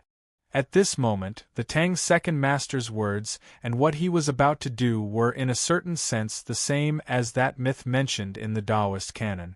If Tang 36 died, what other choice did the Tang old master have? Of course, he first had to do what he said. The Tang old master stared into the Tang's second master's eyes and asked, Do you think you have the ability? The Tang's second master thought about the reports he had received, the scene in the granary, and the five-kind man by the riverbank, somewhat absent-minded. Yes, only today did I realize that I had never truly understood my own clan. He looked at his father and said, The Tang clan is just like Sir, still an old well with no bottom. But I am still a member of the Tang clan, so I am well aware that there are no arrangements in the ancestral hall. As long as my people go, they will definitely be able to kill him. He then turned to Chen Chongqing and said, Of course, I also have to thank Your Holiness the Pope for coming. Wenshui City has already been tense for 2 days, and today's chaos is Your Holiness's handiwork. But the more chaotic it is, the easier it is for me to take advantage of the chaos to arrange a few things. Chen Chongqing said nothing, only stood up.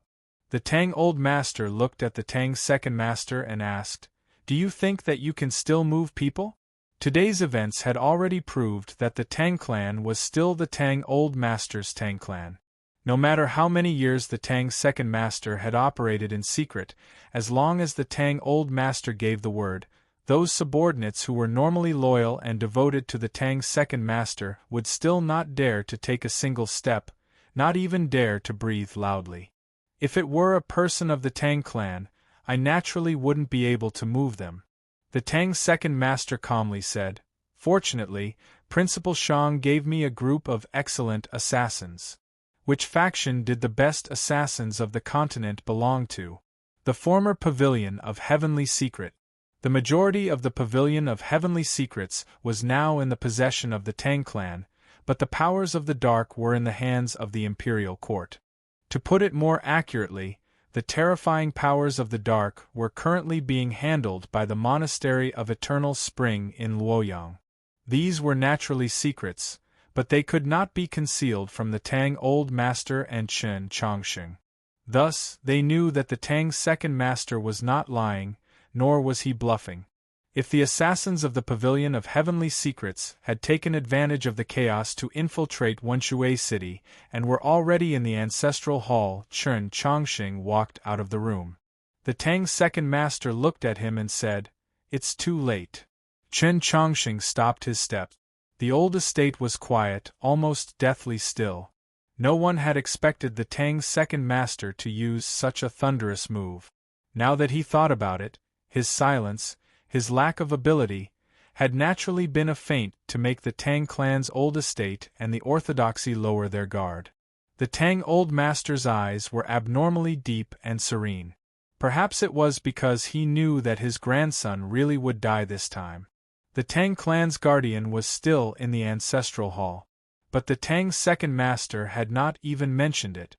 The Tang Old Master was well aware of what this meant.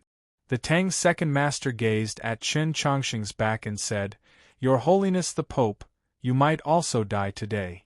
Have you mentally prepared yourself?"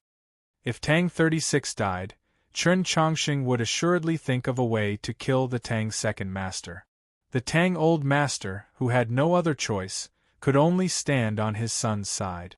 A war was certain to break out between the Orthodoxy and the Tang clan. So what would the Tang Old Master do? The answer was obvious without even asking.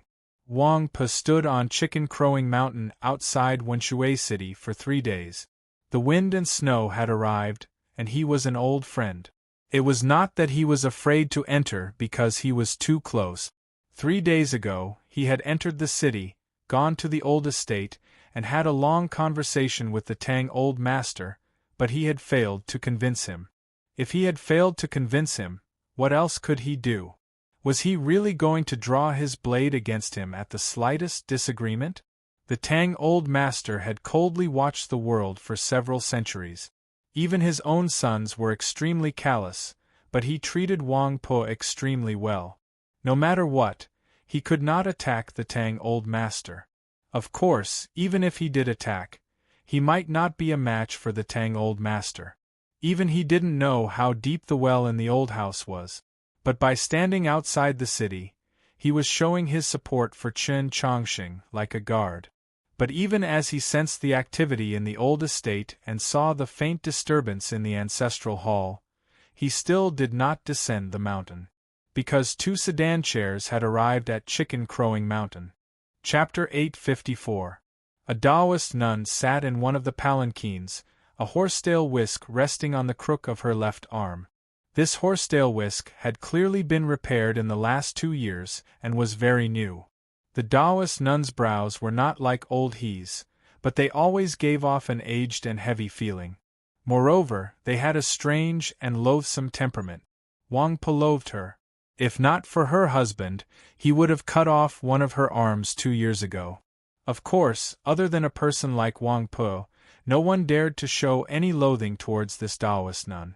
This was because this Taoist nun had an extremely ruthless temper, because this Taoist nun was called Wuqiong Bai, one of the previous storms of the 8 directions, an expert of the divine domain. There was no one in the other palanquin. The person who had been sitting in the palanquin was now standing at Wang Pu's side. It was a very fat middle-aged man, dressed in bright yellow clothes. The fat on his abdomen drooped down from his belt, making him look rather comical. But no one dared to make fun of him, because he was the Prince of Xiang, the most powerful prince of the great Zhou imperial court, supported by countless soldiers and ministers.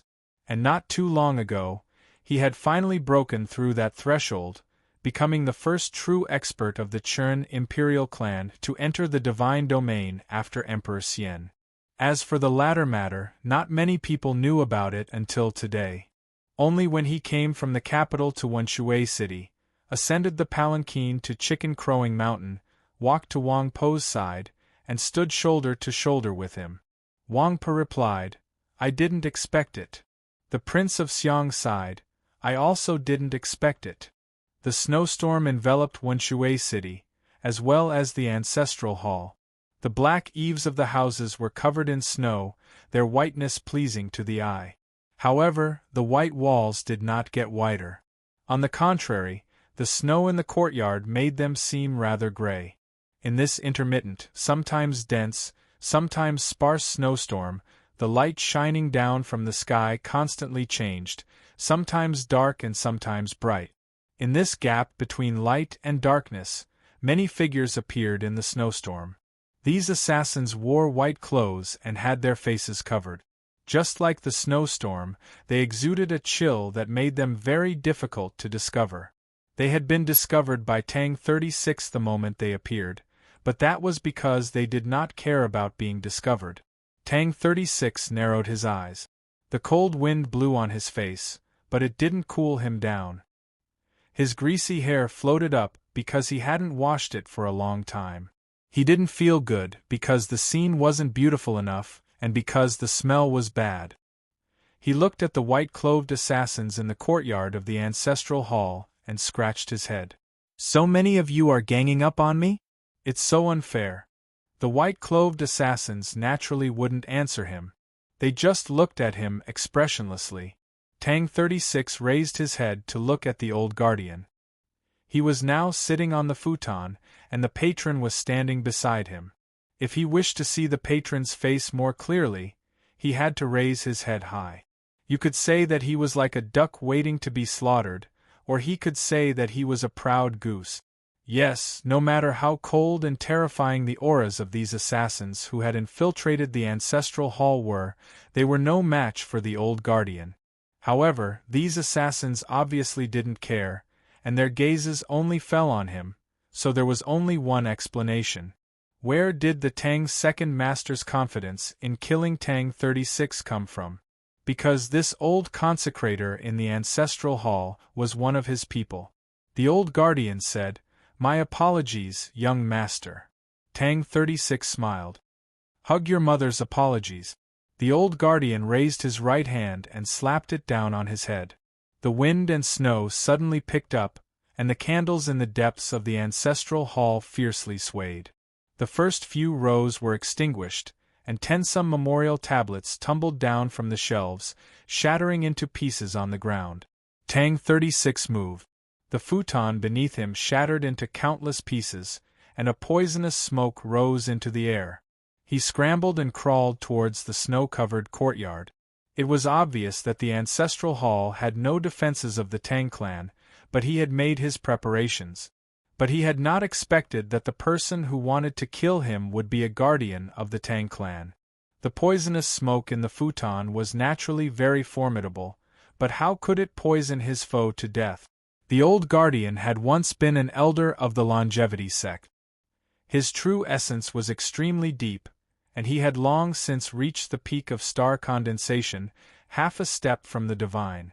Let alone Tang 36, who was only at the initial level of star condensation, even if he suddenly exploded with 10 times his strength, how could he block this explosive strike?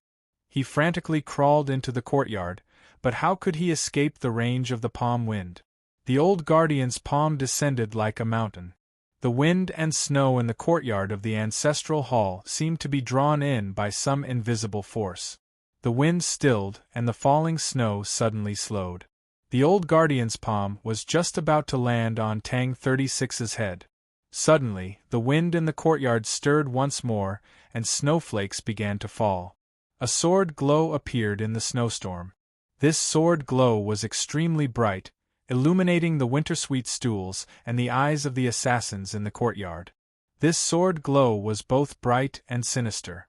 It had restrained all its chi, as if it had been stained by 100 days of fallen leaves and dust, becoming one with the ancestral hall. The snowflakes falling from the sky suddenly turned red. They had been dyed red by blood. An expression of disbelief appeared on the old guardian's face. The wind from the palm howled. The sword glow silently advanced. All the candles in the ancestral hall were instantly extinguished. The numerous memorial tablets toppled to the ground. Countless palm prints and sword slashes appeared on the pillars and walls. With a light swish, the ancestral hall returned to silence. The old guardian stood on the stone steps in front of the ancestral hall. His left palm had been run through by a sword, blood flowing from it. A deep wound had also appeared on the left side of his chest, blood gradually seeping out of it. His right palm had overlapped with his opponent's left palm. His opponent was a man dressed in the clothes of a servant. This man was very ordinary, with nothing special about him. In the last 5 years, this man's shoulders had always drooped, just like Wang Pu on Chicken Crowing Mountain outside the city. But today, it was different, because his left wrist all the way to his shoulder had been shattered by the old guardian's palm. Who was this person that had managed to fight the Tang clan's old guardian to the point where both sides were heavily injured? Even if it was a sneak attack, it was still hard to believe. The old guardian faintly remembered this person. He was probably the mute servant in the ancestral hall. He naturally knew now that this person was no ordinary mute servant. And this person was not an expert of the Tang clan arranged by the old master, because he knew all the secrets of the Tang clan. Then just who was this expert that had pretended to be a mute servant and swept the courtyard of the Tang clan's ancestral hall for half a year? To be able to successfully ambush an expert half a step from the divine meant that he was an extremely specialized assassin, and his cultivation was assuredly about the same. Peak star condensation? In the present world, there was only one assassin of this level. The old guardian knew his opponent's identity, and his pupils constricted as he shouted, "Attack!" These words were naturally meant for the white-clothed assassins. But at this crucial moment, he had forgotten a very important matter. The white-clothed assassins charged at Tang 36 in the courtyard, their sword intense, swift and sinister, countless times colder than the snow in the depths of winter, causing one to shiver in fear. Countless cold sword glows appeared in the drifting snow, and then came the sounds of sharp blades piercing through flesh and groans. The blood sprinkled on the snow in the courtyard was particularly dazzling. Several assassins lay in pools of blood, no longer breathing. These assassins were very skilled and vigilant, but they had never imagined that the sneak attack would come from their companions. The swift and sinister sword intent enveloped the courtyard of the Tang clan's ancestral hall. The mute servant retreated into the courtyard. The 7 white-clothed assassins walked to his side. Chapter 855. Seeing this, the old deacon felt a tinge of regret. He had already guessed at the identity of the mute servant, but he had never imagined that these assassins were once subordinates of the envoy of heavenly secrets. The old guardian took in a deep breath and shouted to the mute servant, "Lu Qing, come and fight!" He was truly worthy of being an expert half a step from the divine. Even though he had been heavily injured by the sneak attack, his voice was still thunderous and dignified. The cold winter wind blew through his hair in a frenzy. Yes, the mute servant was Lu Qing, once the leader of the Pavilion of Heavenly Secrets assassin organization. After Su Li and that mysterious assassin vanished, he became the continent's most frightening assassin. Only he could successfully launch a sneak attack on such a powerful individual, but he had also paid a heavy price. Tang 36 stood up and asked Lu Qing, "Are you all right?" Lu Qing said nothing, only expressionlessly nodded his head. "Fight your ass. Fight." Tang 36 brushed off the snow on his body and looked at the blood-soaked old guardian. "Now it's our turn to gang up on you." After saying this, he high-spiritedly waved his hand. Lu Qing and the 7 assassins charged up the stone step. At the same time, the gate to the ancestral hall was pushed open, allowing even more people to surge in. Fierce and sinister sword intents would occasionally leave marks on the walls of the ancestral hall. Crossbow bolts and hidden weapons whimpered in the snowstorm. Blood was everywhere, and it seemed like the white walls needed to be painted again. After some time, the cacophony finally died down and the ancestral hall regained its peace. It was so quiet that one could hear the snowflakes falling to the ground and the panting of the crowd. There was blood everywhere. Everyone was injured. Tang 36 was no exception. He had 2 broken ribs. In order to attract the old guardian's attention, he did not permit himself to retreat to the back. The facts proved that his method was effective. Not a single person in the encirclement had died. The old guardian was dead, leaning against the incense burner table in the ancestral hall. His body was covered in wounds, his blood already drained. He looked abnormally wretched. His eyes were still open, and one could faintly see regret and frustration in them. The people who came to help were all from the Tang family. In this half a year, no more stones were thrown into the wall, and no kites flew through the sky. But since the mute servant was Lu Qing, Tang 36 naturally kept in close contact with the eldest branch. The houses near the ancestral hall were already under the control of the chief branch. They were just waiting for the moment to strike. But Tang 36 really didn't expect that the old master would become second uncle's man. If not for Lu Qing being here today, he would have died without a doubt. Tang 36 ordered the people of the eldest branch to leave the ancestral hall. He looked at Lu Qing and said, "Brother Idol, you've worked hard these past 6 months." When he had gone to Mount Han to participate in the Boiling Stone Summit, he had seen this legendary assassin for the first time. At that time, Lu Qing wanted Chen Chongqing to be the new leader of the assassin organization. Of course, Chen Chongqing didn't agree. Tang 36 really wanted to get Lu Qing's contact information. Chen Chongqing clearly knew what he was planning, so he didn't agree. But after Tang 36 was imprisoned in the ancestral hall, the situation changed. Chen Chongqing's thoughts were naturally different. As a result, Tang 36 and Lu Qing got in touch. Lu Qing expressionlessly said, "I'm just taking money to do my job." Tang 36 suddenly asked, "Do you have any thoughts of becoming a guardian of my Tang clan?" Lu Qing glanced at him and said, "Wait until you become clan head." In this half-year, in order to protect Tang 36, Lu Qing had pretended to be a mute servant in the ancestral hall, so he naturally couldn't speak. Whether in front of or behind others, in front of or behind the courtyard, in his solitary room, or even after he slept, he didn't say a single word. This was not an easy thing to do. It was also from that day onwards that Tang 36 stopped speaking. Some members of the Tang clan believed that he was like this out of despair, while others believed that this was a silent resistance. No one knew that he just wanted a period of quiet reflection and to accompany Lu Qing. Tang 36 turned to those injured assassins and said, "After I become clan head, I will take care of you for the rest of your lives."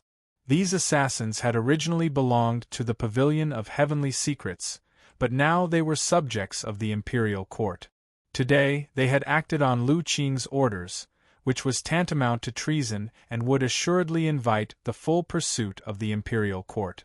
Although they were used to living in the dark, if they were to live like this for many years, who would be willing to become a wandering ghost? Tang 36's words were very direct. Although it seemed rather distant, it was still a promise. The assassins nodded to him, looked at Lu Qing, and then vanished into the snowstorm. Lu Qing asked Tang 36, "What do we do next?" Tang 36 gazed at the closed gate of the ancestral hall. After a few moments of silence, he said, "Wait." Lu Qing glanced at him, said nothing, and also left the ancestral hall. Everyone dispersed. There was only him in the ancestral hall, as well as the corpses strewn all over the ground. He walked to the stone steps, moved the old guardian's corpse away from the incense table, and took a new prayer mat from under the table. The snowstorm silently descended upon the courtyard. He sat on the prayer mat, gazing at the snowy landscape outside the door, his expression calm as he waited for the final conclusion. News of what had happened in the ancestral hall quickly reached the old estate. Chern Chongqing gazed at the snowy landscape outside the door, the expression on his face gradually relaxing. He was like a winter sweet struggling free of the thick snow, radiating a delightful luster. The steward of the old estate looked at the Tang's second master, lowered his head, and said, "Eldest young master has a message for second master." The Tang's second master said nothing. He gazed at the scattered tablets on the table, seemingly thinking of something. The Tang old master asked, "What witty words does this child want to say?" Hearing this, Chern Chongqing turned to glance at the Tang old master. From this form of address, it was obvious that the old master's attitude toward Tang 36 had already changed. No one knew the exact details of the assassination in the ancestral hall, but it was assuredly bloody and cruel. Everyone, including the Tang old master, believed that Tang 36 would be killed by the Tang second master. Although Chern Chongqing knew that Lu Qing had been at Tang 36's side this entire time, he still felt that the situation was extremely dangerous. But the outcome of the assassination in the ancestral hall was completely different from what everyone had expected. The steward whispered, "Eldest young master said that assassins are only useful if you raise them yourself. In the end, what others give you is not your own, just like ability." These words were rather confusing. Just what sort of ability was it referring to? Others might not understand, but the Tang second master could. Knowing the outcome of the ancestral hall, no matter how shocked he was, he still maintained a calm expression. But now, upon hearing Tang 36's words, he could no longer maintain his composure, his face instantly paling. No matter how intelligent or skilled one was in scheming, if one's own strength was insufficient and one could only use others to do things for one, problems would arise sooner or later. He thought of the words Wang Pe had said on the snowy street 3 years ago and the words Zhixiu had said in the Taoist church 2 days ago. He couldn't help but become somewhat absent-minded, thinking, have I really been wrong all these years? Minister Wei did not come. The ones who came were those bashful youths from the torture chamber. The Tang's second master had been taken away. No one knew where he would be imprisoned, when he would once more appear before the eyes of the world, or perhaps he would die tonight. It was just like the words the old guardian had thought of when he saw Tang 36 in the ancestral hall. The Tang clan walked the path of merchants. The winner would take all while the loser would leave nothing behind. This was how it was. It was also like the words that Tang 36 had brought to the Tang old master, free evaluation of one's heart. There was no need for any evidence, and there had never been any true reasoning. Chapter 856. Chern Chongqing and the Orthodoxy returned to the Taoist church. The snowstorm did not stop, continuing for an entire night. He had also waited for an entire night. There was no sign of activity from the Tang clan, no sign of unrest. In the last 3 years, the Tang's second master had managed the clan's business and internal affairs. He was unquestionably the most important person in the city. But his disappearance seemed to have no effect on the city. This proved once more that Wenshui City would forever be the Tang clan city, and the Tang clan would forever be managed by the Tang old master.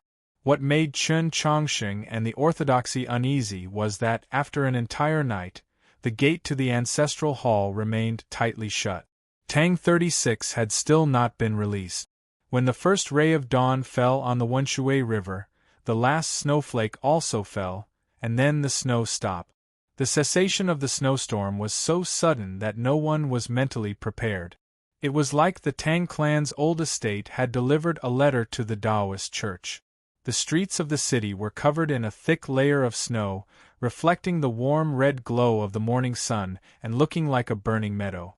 Chern Chongqing and the Orthodoxy's party once more arrived outside the old estate. This time, the treatment he received was much grander than yesterday. The Tang old master was personally waiting for him in the courtyard. I should have gone to the Taoist church to pay my respects to His Holiness the Pope, but this cold has yet to recover, and this old man's body is unbearable, the Tang old master said to Chern Chongqing. There was no sincerity in his expression or tone. Of course, there was no need for sincerity. Both sides knew that this was just an act for others to see. Chen Chongqing followed up by asking, "How is the chief branch's illness?" The illness here was naturally poison.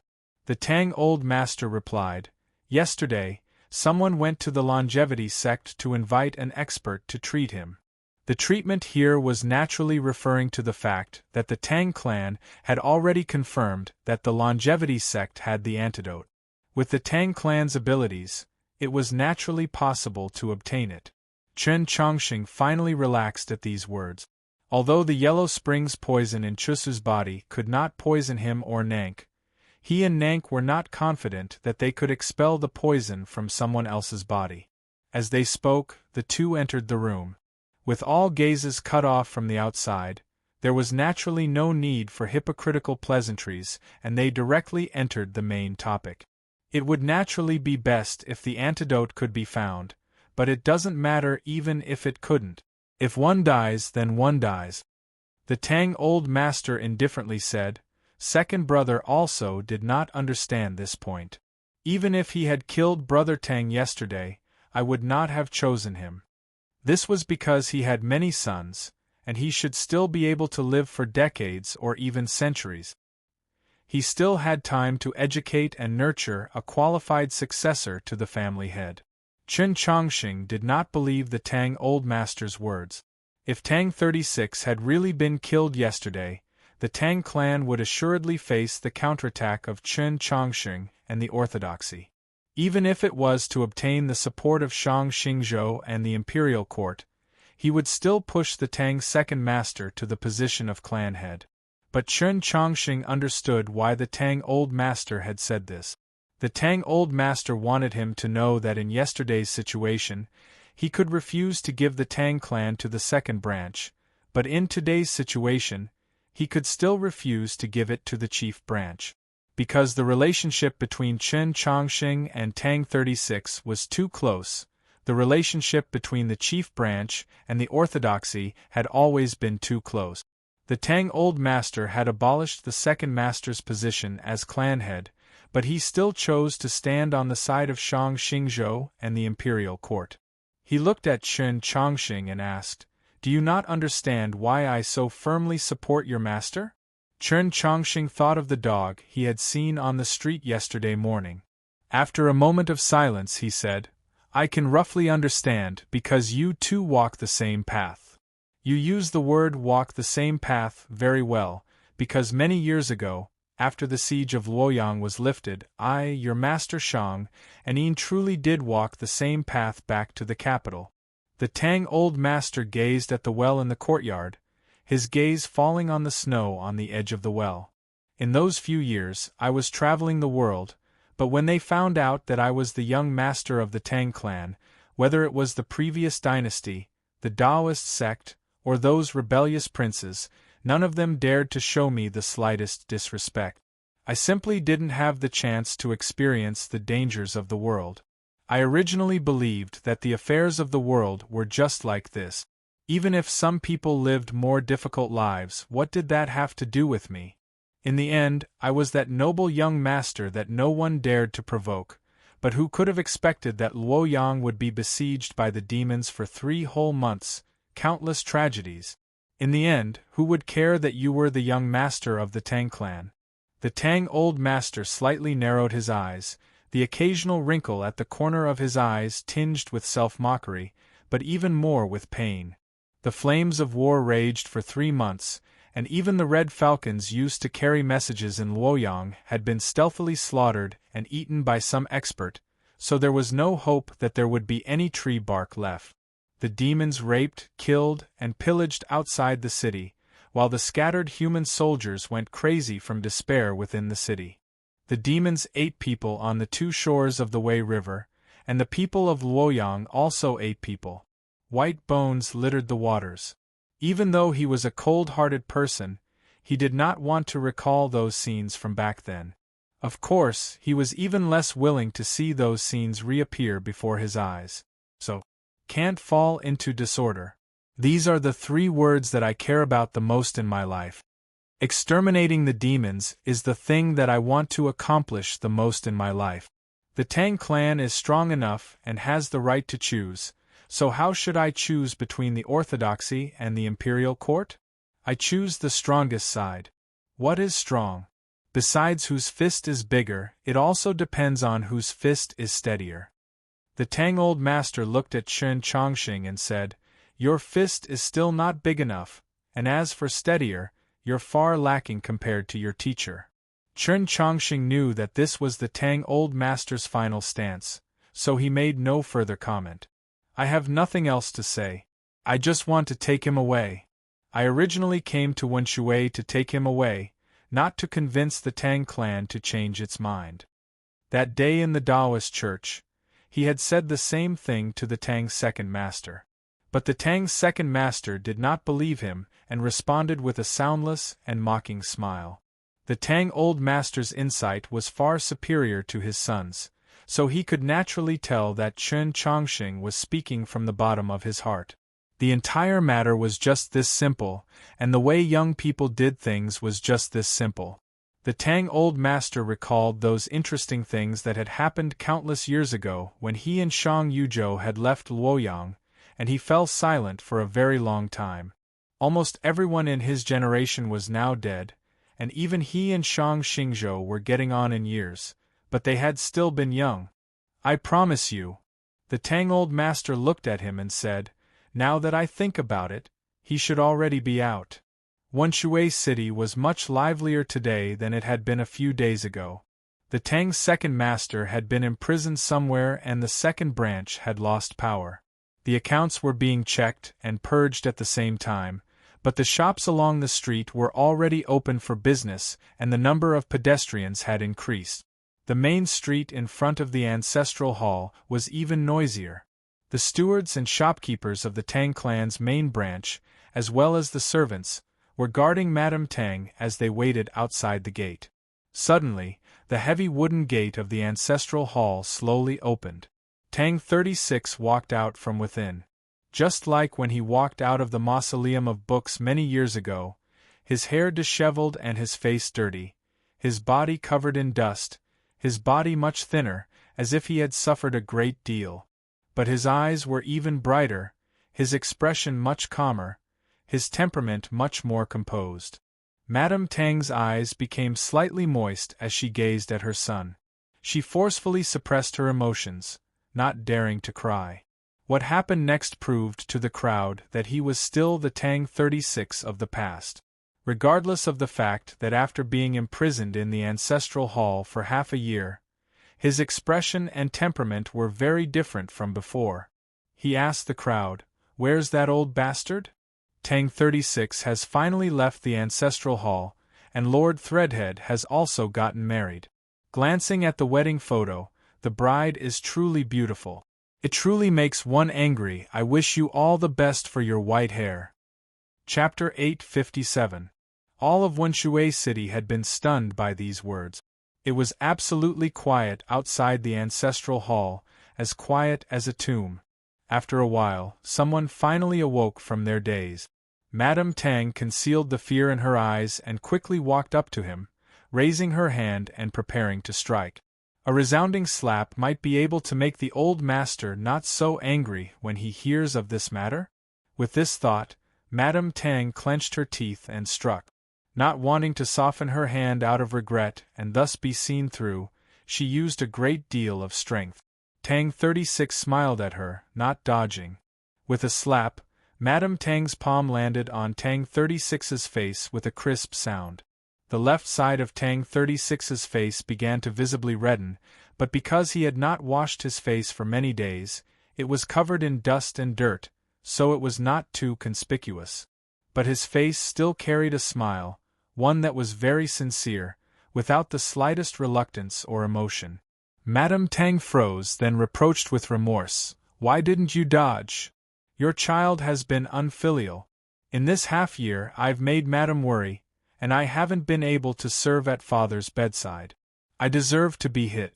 Tang 36 stepped forward and embraced his mother, softly saying, "Go home first and wait for me. I still have some things to do." After half a year, Madame Tang could not bear to see him again. But she knew that the Pope was in the old estate at this time, so what her son wanted to do was assuredly important and could not be stopped. At least go home and wash up and eat some food. I've already had the small kitchen prepare your favorite egg rice. Madame Tang looked at his clearly thinner face and said in heartache. In this half-year in the ancestral hall, no one dared to short me on food and drink. Even if I was greedy, your son is used to eating in the kitchen of the old estate. Tang 36 looked into his mother's eyes and smiled. Once that matter is finished, everyone can relax a little. After saying this, he turned to the crowd on the street. The stewards and shopkeepers of the chief branch and the several dozen maids were all overjoyed. As for those maids and grannies that had personally served him for many years, they were already tearing up. What are you crying for? Do you really think that you're made of water? He looked at the maids and said, Hurry and arrange for this young master to wash. Hearing these words, the shopkeepers and stewards couldn't help but recall that scene from many years ago in Wenshui City. They wondered if that scene was going to reappear today. His expression could not help but become extremely interesting. The maids voiced their assent in unison. A servant, who was used to this kind of work, unloaded a dozen or so expensive rolls of variegated silk from the carriage, as well as a variety of wooden sticks. Before long, a space of several zhang in circumference was carved out with curtains in front of the ancestral hall's door. Those extremely capable maidservants unceremoniously knocked on, or rather smashed open, a neighboring shop, and skillfully took out all the hot water that was prepared in the workshop in the backyard of the shop. Those maidservants had already taken out wooden buckets and all kinds of toiletries from their own carriages, and hurriedly rushed to the curtain. Tang 36 had already walked into the curtain and stripped off all his clothes. Hot mist rose, and one could vaguely see the silhouette of a person. The sound of water was extremely clear. The young girls in the city blushed and turned around, but they couldn't help looking back from time to time.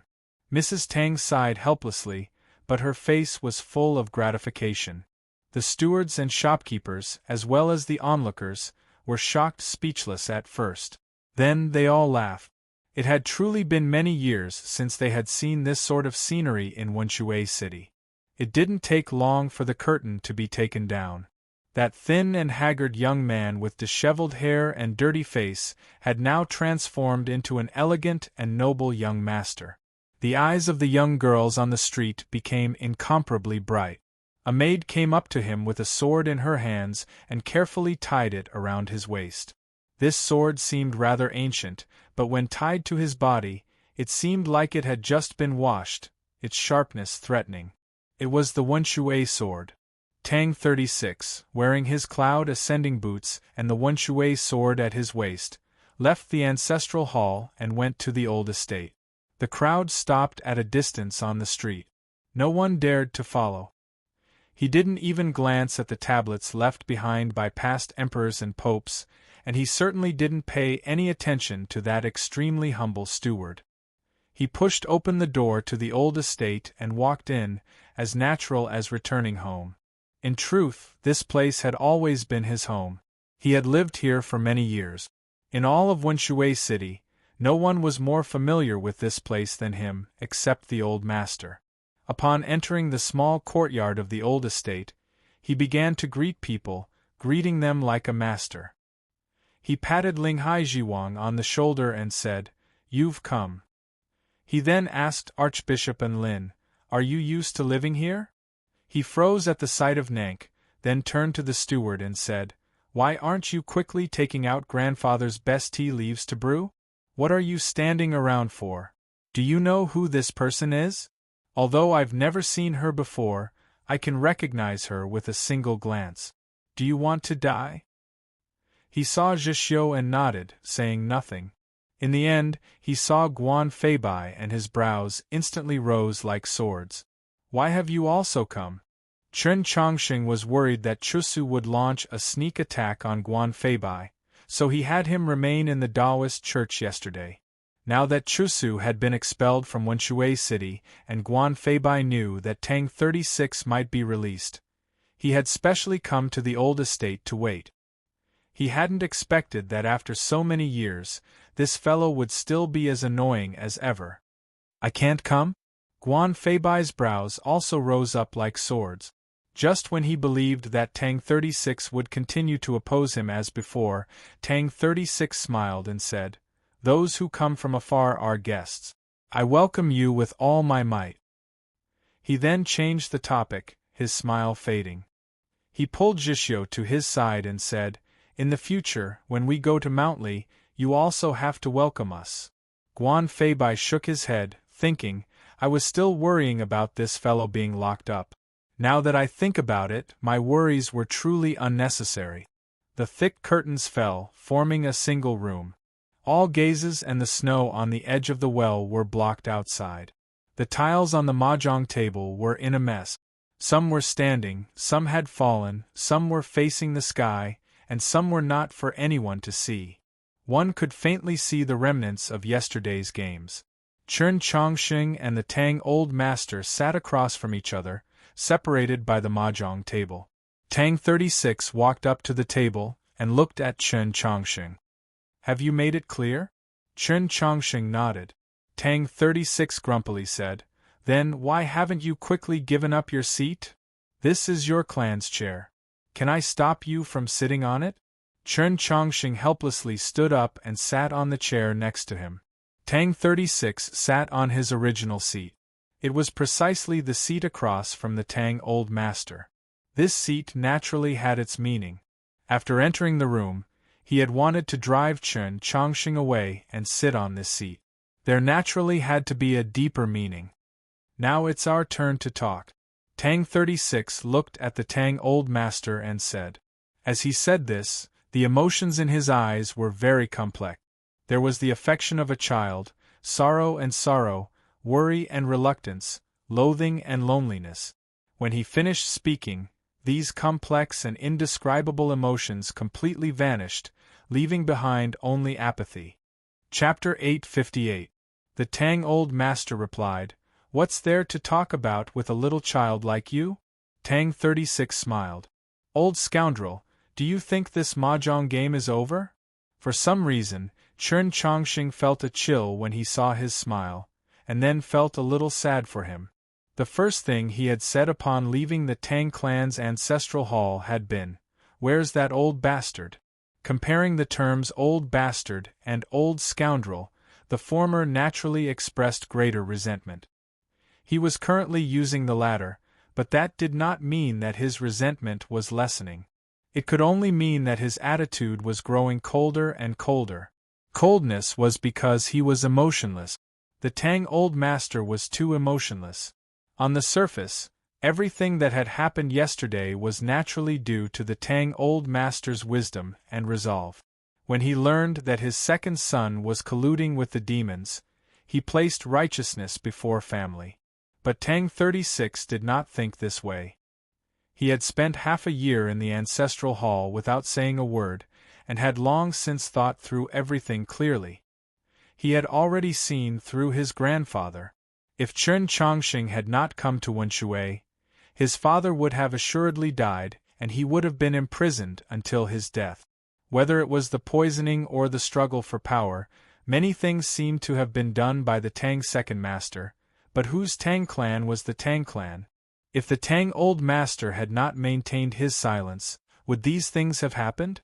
And this wasn't even considering the fact that it had been the Tang Old Master's personal order to imprison Tang 36 in the ancestral hall. If there was a mastermind in this matter, the Tang Old Master was the true mastermind. But the Tang Old Master had not expected that, for the sake of his grandson, the orthodoxy would adopt such an unyielding stance, one that bordered on mutual destruction. The Chen Chongqing that had appeared in Wenshui City was not the mature and steady pope that placed the orthodoxy and the people of the world above all else. He was more like a brute whose hot-bloodedness had clouded his mind. The Tang Old Master had also not expected that South Stream Temple and the Mount Li Sword sect would also display such a resolute stance, especially the fact that the latter had caused the Qiushan clan to shrink back. And he had certainly not expected that these youths would directly flip the mahjong tiles, allowing many people to see the truth of this mahjong game. The signs made of green bamboo kept rubbing against each other, producing a pleasant sound. Then, they gradually became tidy. Tang 36 was very skilled at shuffling the card. He didn't forget to chat with Chen Chongqing for a bit.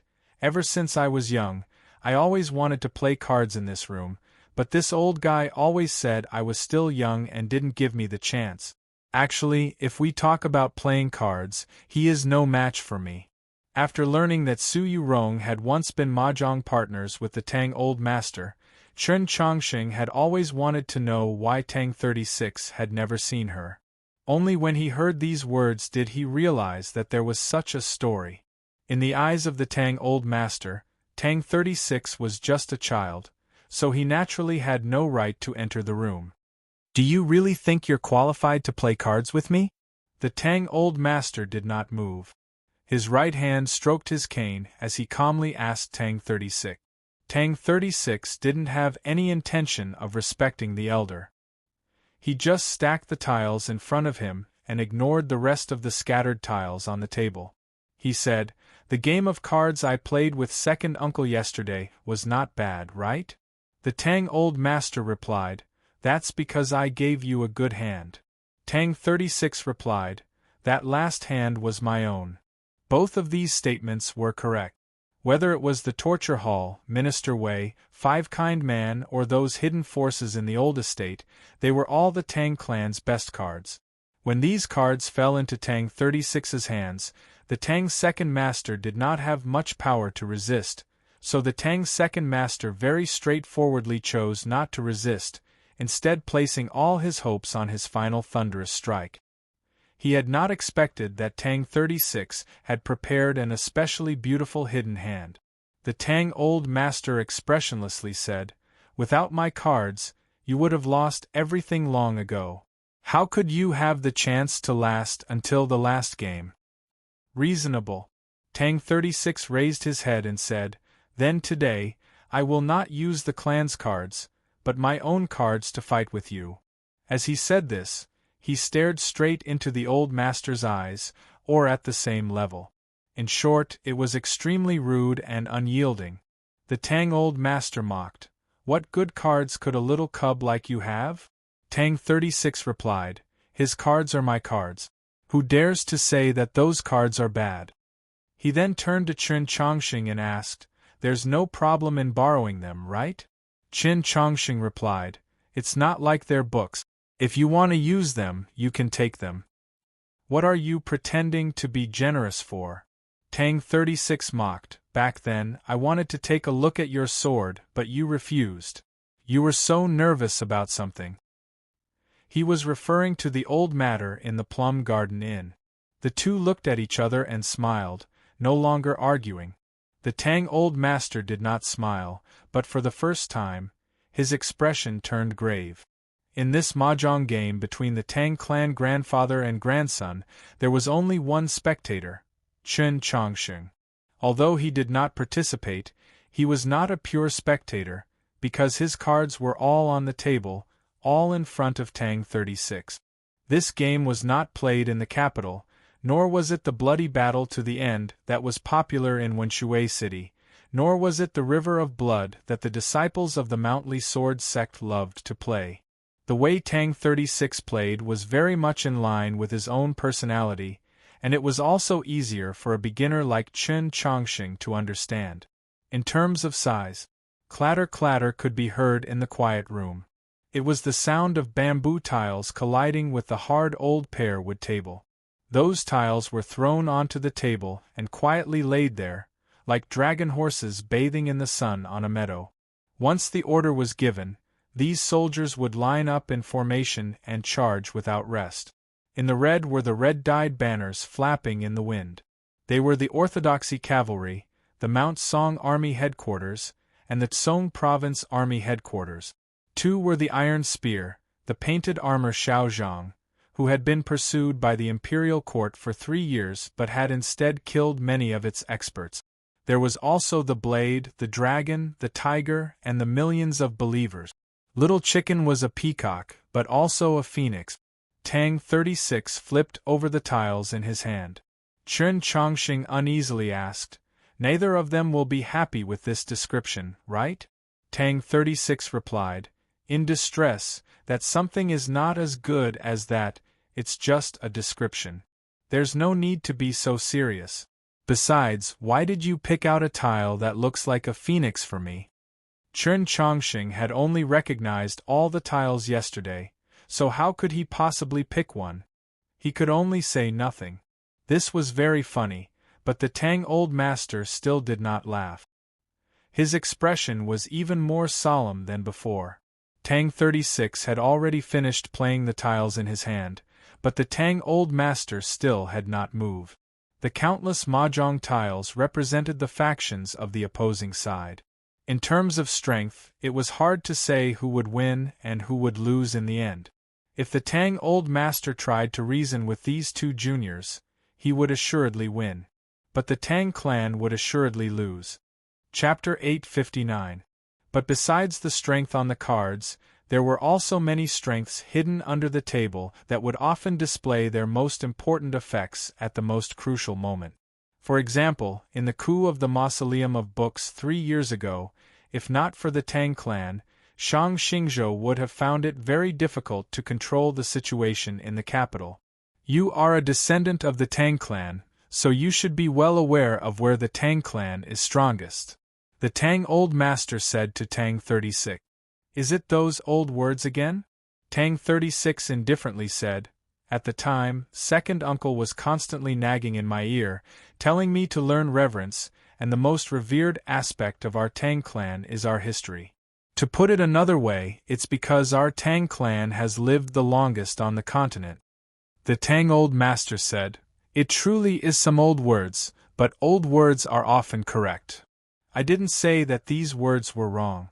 Time and history are naturally revered, even frightening. Tang 36 looked at the old master and said, the longer one lives, the more secrets one knows. The Tang clan has lived on this world for countless years, so it naturally knows countless secrets and has countless hidden hands. Is this also the so-called resources? The Tang old master replied, it's not that simple, but it can be understood this way. Tang 36 calmly said, if we use time as a yardstick, then whether it's the Qiushan clan, the Wu clan, the Mutuo clan, or even the Liang, Chen, Wang, and Zhu clans of the last 1,000 years, none of them can compare to the Tang clan. The cards I've played are naturally also inferior, but you've forgotten one thing. What thing? I still have a friend. Tang 36 patted Chen Chongqing on the shoulder and continued. History, time, resources, everyone in the Tang clan talks about these words every day, and I'm truly tired of hearing them. Do they really think that they're invincible in the world? Have all of you forgotten that there's a place called the Dao sect? The Dao sect was the Dao sect, not some place. It was now the Orthodoxy. The Orthodoxy was not a noble clan, but it was older than all the noble clans, including the Tang clan. The Orthodoxy was not a sect, but it was the largest sect, including the longevity sect. Who could exist longer than the Orthodoxy, have a longer history, and have deeper resources? The Tang clan? Was it not a joke to say these things in front of the Orthodoxy?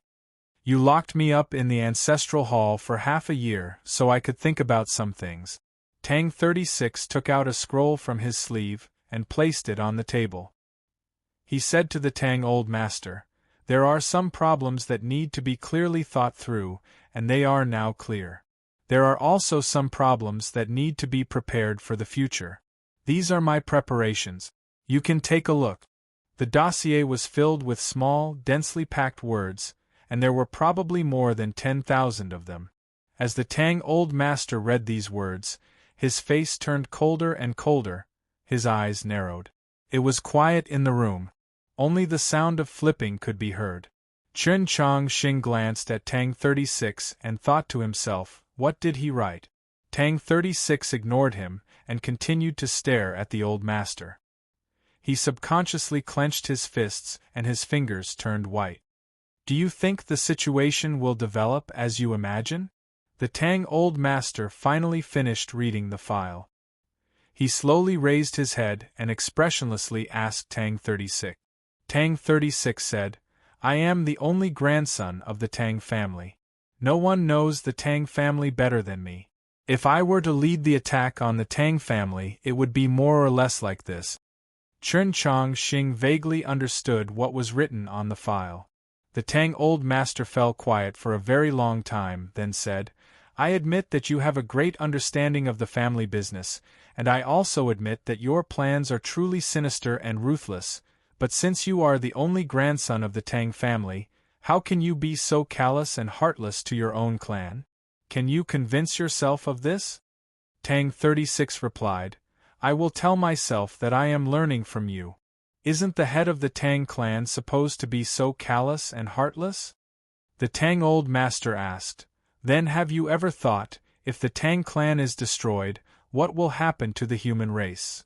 I've always felt that the Tang clan's greatest problem is narcissism.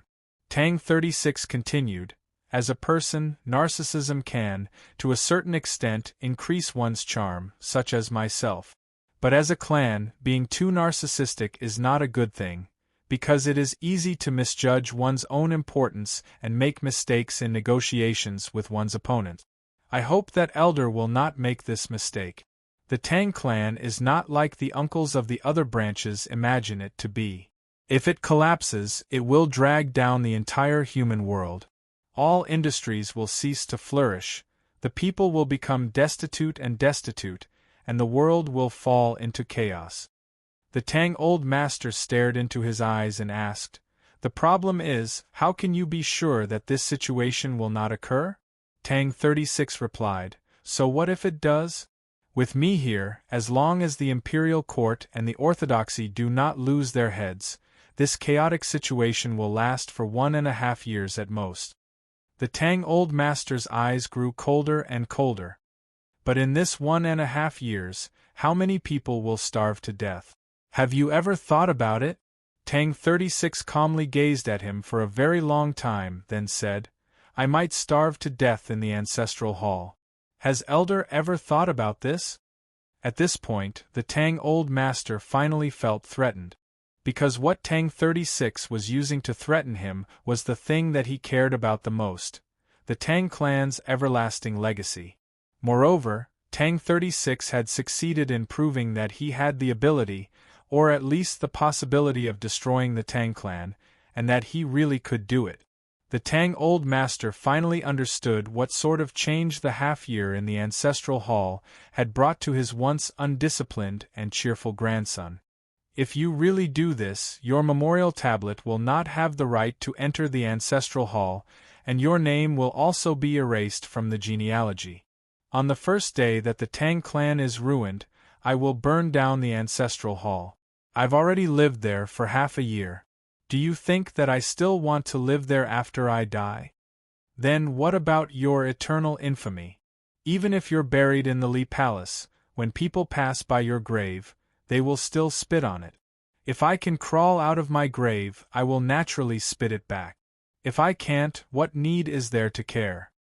Is being the greatest prodigal son in history so interesting to you? Very interesting. You're not prepared to give this clan to me, so what does it matter if I ruin this clan? The common people would often use the phrase 1,000 gold is spent to come back again to describe heroism. But only by being a prodigal son to this extent could one be truly heroic. If you give the Tang clan to me, it will be mine, and I will guard it well. If you don't give the Tang clan to me, there will be a day when I will defeat it at my hands. Tang 36 looked at the Tang Old Master, his expression so serious that it had nothing to do with a joke. It was obvious that the word defeat in his words had two meanings. The Tang Old Master looked into his eyes and said, Perhaps I should have killed you a long time ago. Tang 36 replied, It's not too late now. The Tang Old Master was quiet for a very long time. Finally, he said, Reasonable. Chen Chongqing had been quiet for even longer than the Tang Old Master. not saying much from start to finish. Now, he finally spoke. He looked at the Tang old master and shook his head. No. Chapter 860. Chen Chongqing had no idea why Tang 36 had come to the old estate, or why he wanted to play this game of mahjong with the old master. It wasn't until Tang 36 stated his request that he finally understood. Chen Chongqing had brought the orthodoxy and braved the dangers of coming to Wenshui City. Only by putting on the most unyielding stance did the Tang old master change his mind. Tang 36 had been released from the ancestral hall, but the Tang second master had been imprisoned in some place. A normal person would probably express their gratitude to Chen Chongqing and those fellows outside the room, and then think about how to repay them in the future. But Tang 36 was no normal person, and he did not walk the normal path. He was keenly aware that this sort of affection could only be repaid with the Tang clan. The old estate was very quiet. The snow on the edge of the well was melted by the sunlight, silently trickling down the walls of the well. The Tang old master expressionlessly said, "If the orthodoxy ultimately loses this war, no matter how much you understand the Tang clan, without the cards in your hand, how can you threaten me? Since you've been thinking in the ancestral hall for half a year, it's impossible that you haven't thought of this, so just what do you want?" "I want second uncle to die, immediately die, before the sun sets." Tang 36 looked into the Tang old master's eyes and calmly said, "And then I want the Tang clan to maintain a neutral stance in this war." The Tang old master was quiet for a very long time, then he asked, "If I say no, you will turn those words on the dossier into real means?" Tang 36 replied, "Correct." The Tang old master looked at the green bamboo tiles on the table and slightly creased his brow. "Your mahjong is truly a mess," Tang 36 replied. "Chen Chongqing and I are both young, and so are those people outside the room. Our mahjong skills are naturally inferior to yours. But we have the courage to flip the table at any time, because we can play another game, but you can't because you're already old." The Tang old master looked at Tang 36 and suddenly said, "Did you ever think that perhaps after yesterday, I was already prepared to make you clan head? Purely from the perspective of the clan's interests, after yesterday's incident, it now appeared that the best successor to the Tang clan was naturally Tang 36. If Shang Xingzhou and the imperial court won, the Tang old master still had enough time to change Tang 36's mind, or even change the candidate for clan head. If Chen Chongqing and the orthodoxy won, the Tang old master only needed to hand the Tang clan over to Tang 36, and Wenshui City would be unaffected. Chen Chongqing didn't think about these things. These things were a bit complicated for him. He was not good at dealing with the complicated affairs of the world. He was only good at looking at people. Those days in the Orthodox Academy had made him keenly aware that Tang 36 did not want to be clan head. But Tang 36 must have thought of these questions, so why was his attitude so intense today? "Even if I become the head of the family, it will be many years in the future. I am more concerned about the family's attitude in the next few years," Tang 36 said, "and a one-sided promise will never be as firm as an agreement made by two parties under threat." The Tang old master asked, "You don't believe me?" Tang 36 said, "So many things have happened. Don't you think the word believe is ridiculous? From the day you were born, you were the next head of the Tang family that I chose. Don't forget it's you, not your father. How much have I done so that you could take over as the next patriarch? How much did the Tang family pay? What about you? You actually foolishly insisted on standing on his side because of your so-called affection." The Tang old master grew angrier and angrier as he spoke, his voice growing louder and louder. In his final words, he pointed directly at Chen Chongqing. Chen Chongqing silently moved to the side, avoiding that finger. "Is it a foolish sentiment? If not for this affection, I would still be pretending to be mute in the ancestral hall." Tang 36 was finally enraged, yelling, If Chen Chongqing had not been my friend, I would have died 3 years ago. The Tang old master angrily said, Do you really think that I would kill you? Tang 36 sneered, Of course you would kill me. In any case, you just need to wash your hands and eat a few tables of vegetarian food, and you'll feel that you're innocent. This was the second time the term vegetarian food had been used in the Tang clan's old estate. Yesterday, news had come from the ancestral hall that Tang 36 had sent someone to Chicken Crow Nunnery to prepare a vegetarian meal. But before the vegetarian meal could be prepared, everything had come to an end. Just like yesterday, upon hearing the term vegetarian meal, the Tang old master's complexion turned abnormally nasty, his hands trembling.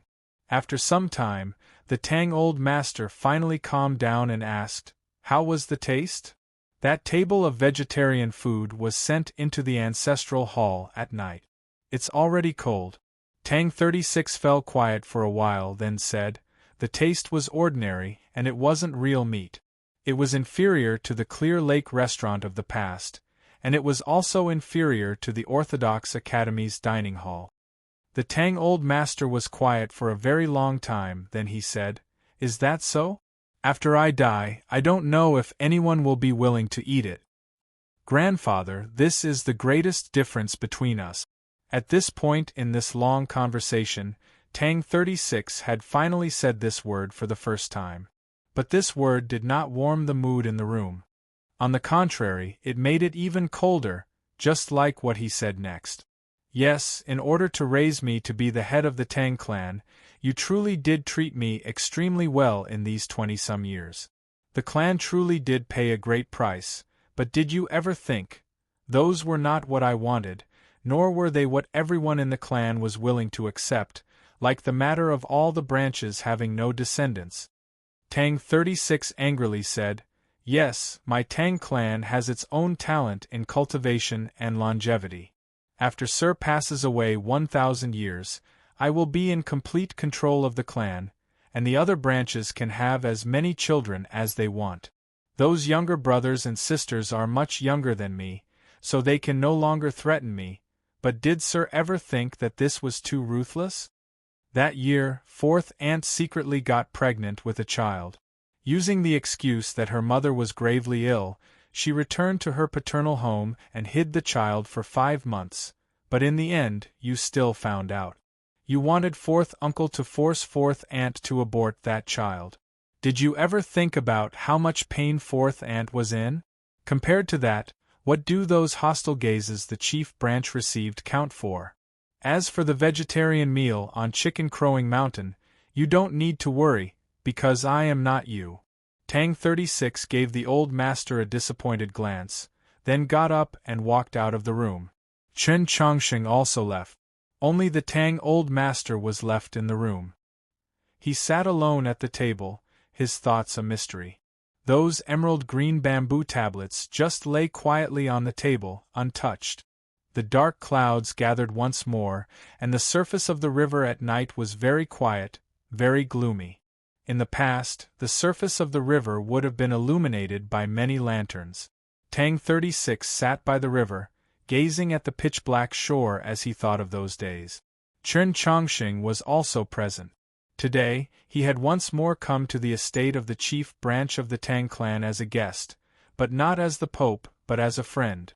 Not long ago, news had come from the old estate that the Tang old master had agreed to Tang 36's request. Perhaps it was because of that mahjong game, or perhaps it was because of the young man's determination to flip the mahjong table. Or perhaps it was because of the vegetarian meal from Chicken Crowing Mountain. Tang 36 suddenly asked, Do you want to know this story? Chen Chongqing replied, If you want to tell it. I was too busy in the afternoon and forgot to update. Today I'll just update this chapter. I'll be leaving for Hubei tomorrow, and there are many matters to take care of at home, so the updates will slow down. Continuing to update twice for a month has made my mental state much better, and everyone finds it rather interesting. This is truly excellent. Thank you, everyone. The updates will only be delayed for a few days. Once the journey is over and I return to my home in Ichang, I will definitely continue to work hard. Chapter 861. I have an aunt who is being raised in that nunnery. Grandpa wanted to leave a way out for the Tang family, or maybe he wanted to ensure her safety, so he didn't dare to let anyone know. But when I was young, he liked to hold me on his lap and tell me a lot of stories, and this story is one of them. He thought I was young at that time, but he didn't know that I remembered everything. Tang 36 looked at the manor on the other side of the river, and said in a daze.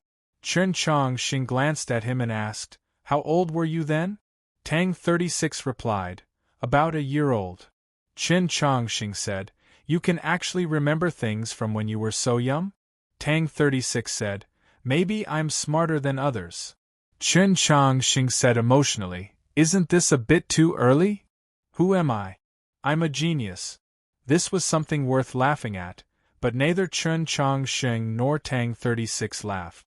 After a moment of silence, Tang 36 continued, "I don't know who the old master had that daughter with, but he probably only loved that woman his entire life, so the person he truly loved was that daughter.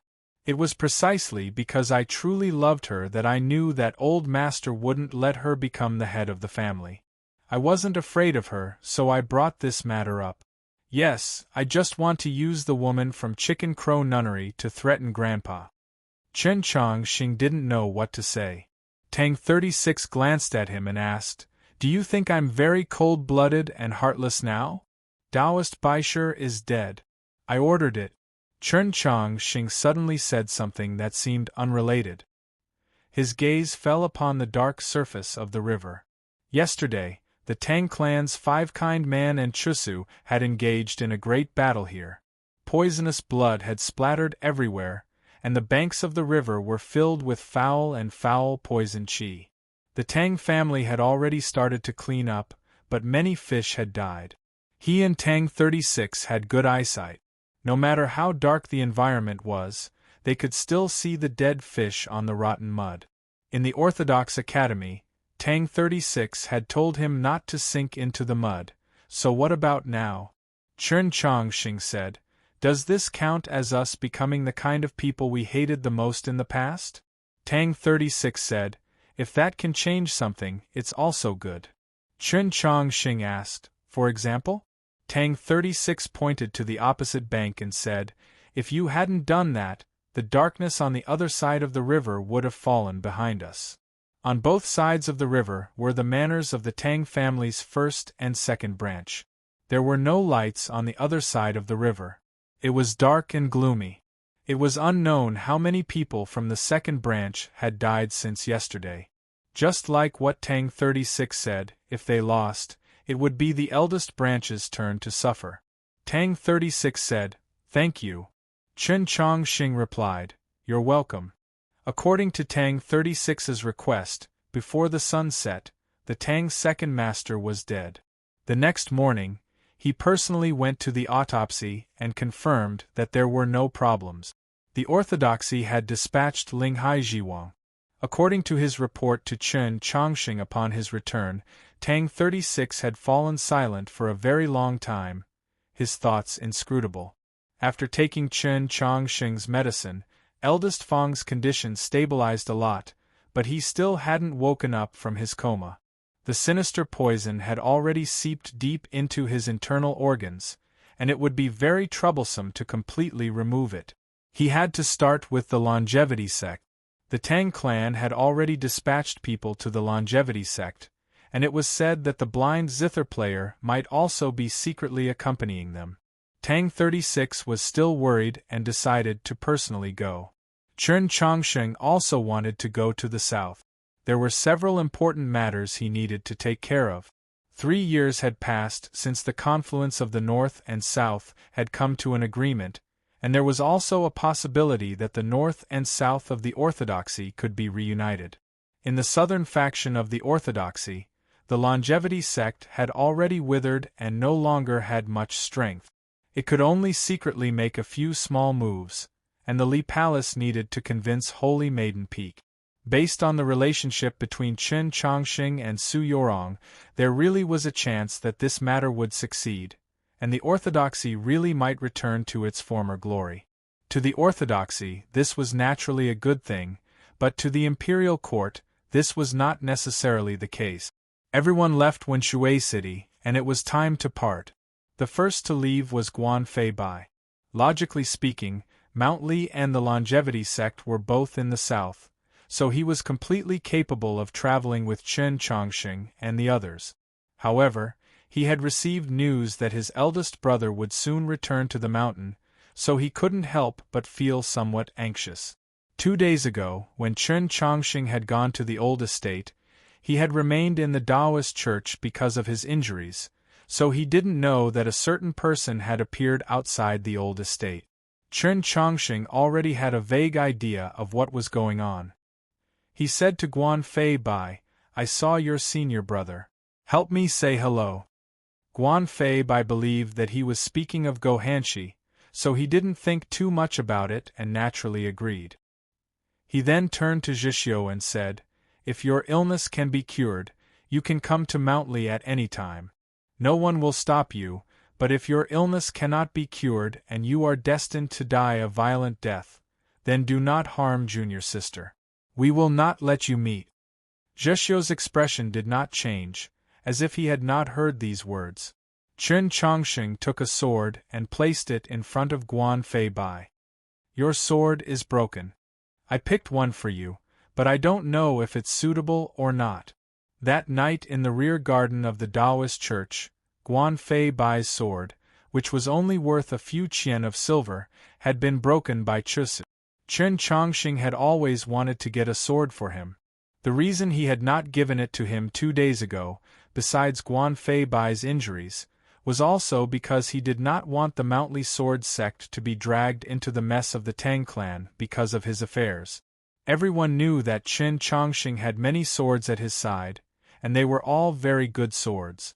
Guan Fei Bai gazed at this sword that exuded an ancient aura and yet did not lose its sharpness, his eyes slightly brightening. This sword also came from the garden of Zhou, from the sword pool. It was called Army Breaker, derived from the meaning of strength that could break 10,000 armies. It was extremely suitable for his personality. Unexpectedly, Guan Fei Bai did not immediately accept it. After a moment of silence, he said, "I didn't do anything in this matter, and we already owe you too many favors. We can't owe you any more." He was talking about how his martial uncle from the Mount Li sword sect had been saved by the cinnabar pill, and also about how Qin Changxing had escorted Su Li 10,000 li back south several years ago. Because of eldest brother and that engagement, because of the matter between junior sister and Zhixiu, the disciples of the Mount Li sword sect were very unwilling to owe Qin Changxing favors. Otherwise, they would truly feel embarrassed to fall out with Qin Changxing in the future. "If you really feel that you owe me anything, you've already paid it off after yesterday." Qin Changxing was speaking of the scene outside the old estate yesterday. If Luobu had not taken the yellow paper umbrella and said something to the Tang Old Master, the Tang Old Master would never have handed over Wenshui City for 2 hours, and naturally, none of the events that followed would have occurred. Guan Fei Bai didn't understand what he was talking about and was unwilling to take the sword. Tang 36 said, "What's a sword worth? I took several hundred of his swords and still didn't feel anything." Guan Fei Bai replied, "That's because there are very few people in the world who are as shameless as you." Tang 36 said, "This is called being free and at ease. Take the sword. In the future, if we really do fall out, just don't use this sword." Guan Fei Bai thought it over, then said, "That's reasonable. If that day really does come, remember to remind me." Chapter 862. The second group to leave was the largest. In the end, the Tang Old Master agreed to stay out of the war between the imperial court and the orthodoxy. This was already the greatest benefit the Li Palace could obtain. Linghai Jiwang and Archbishop An Lin led the several thousand orthodoxy cavalry outside the city back to the capital to deal with the new situation. Linghai Jiwang asked, When will His Holiness return? Chen Chongxing replied, on the day he should return, he will return. Linghai Jiwang and Archbishop Anlin left.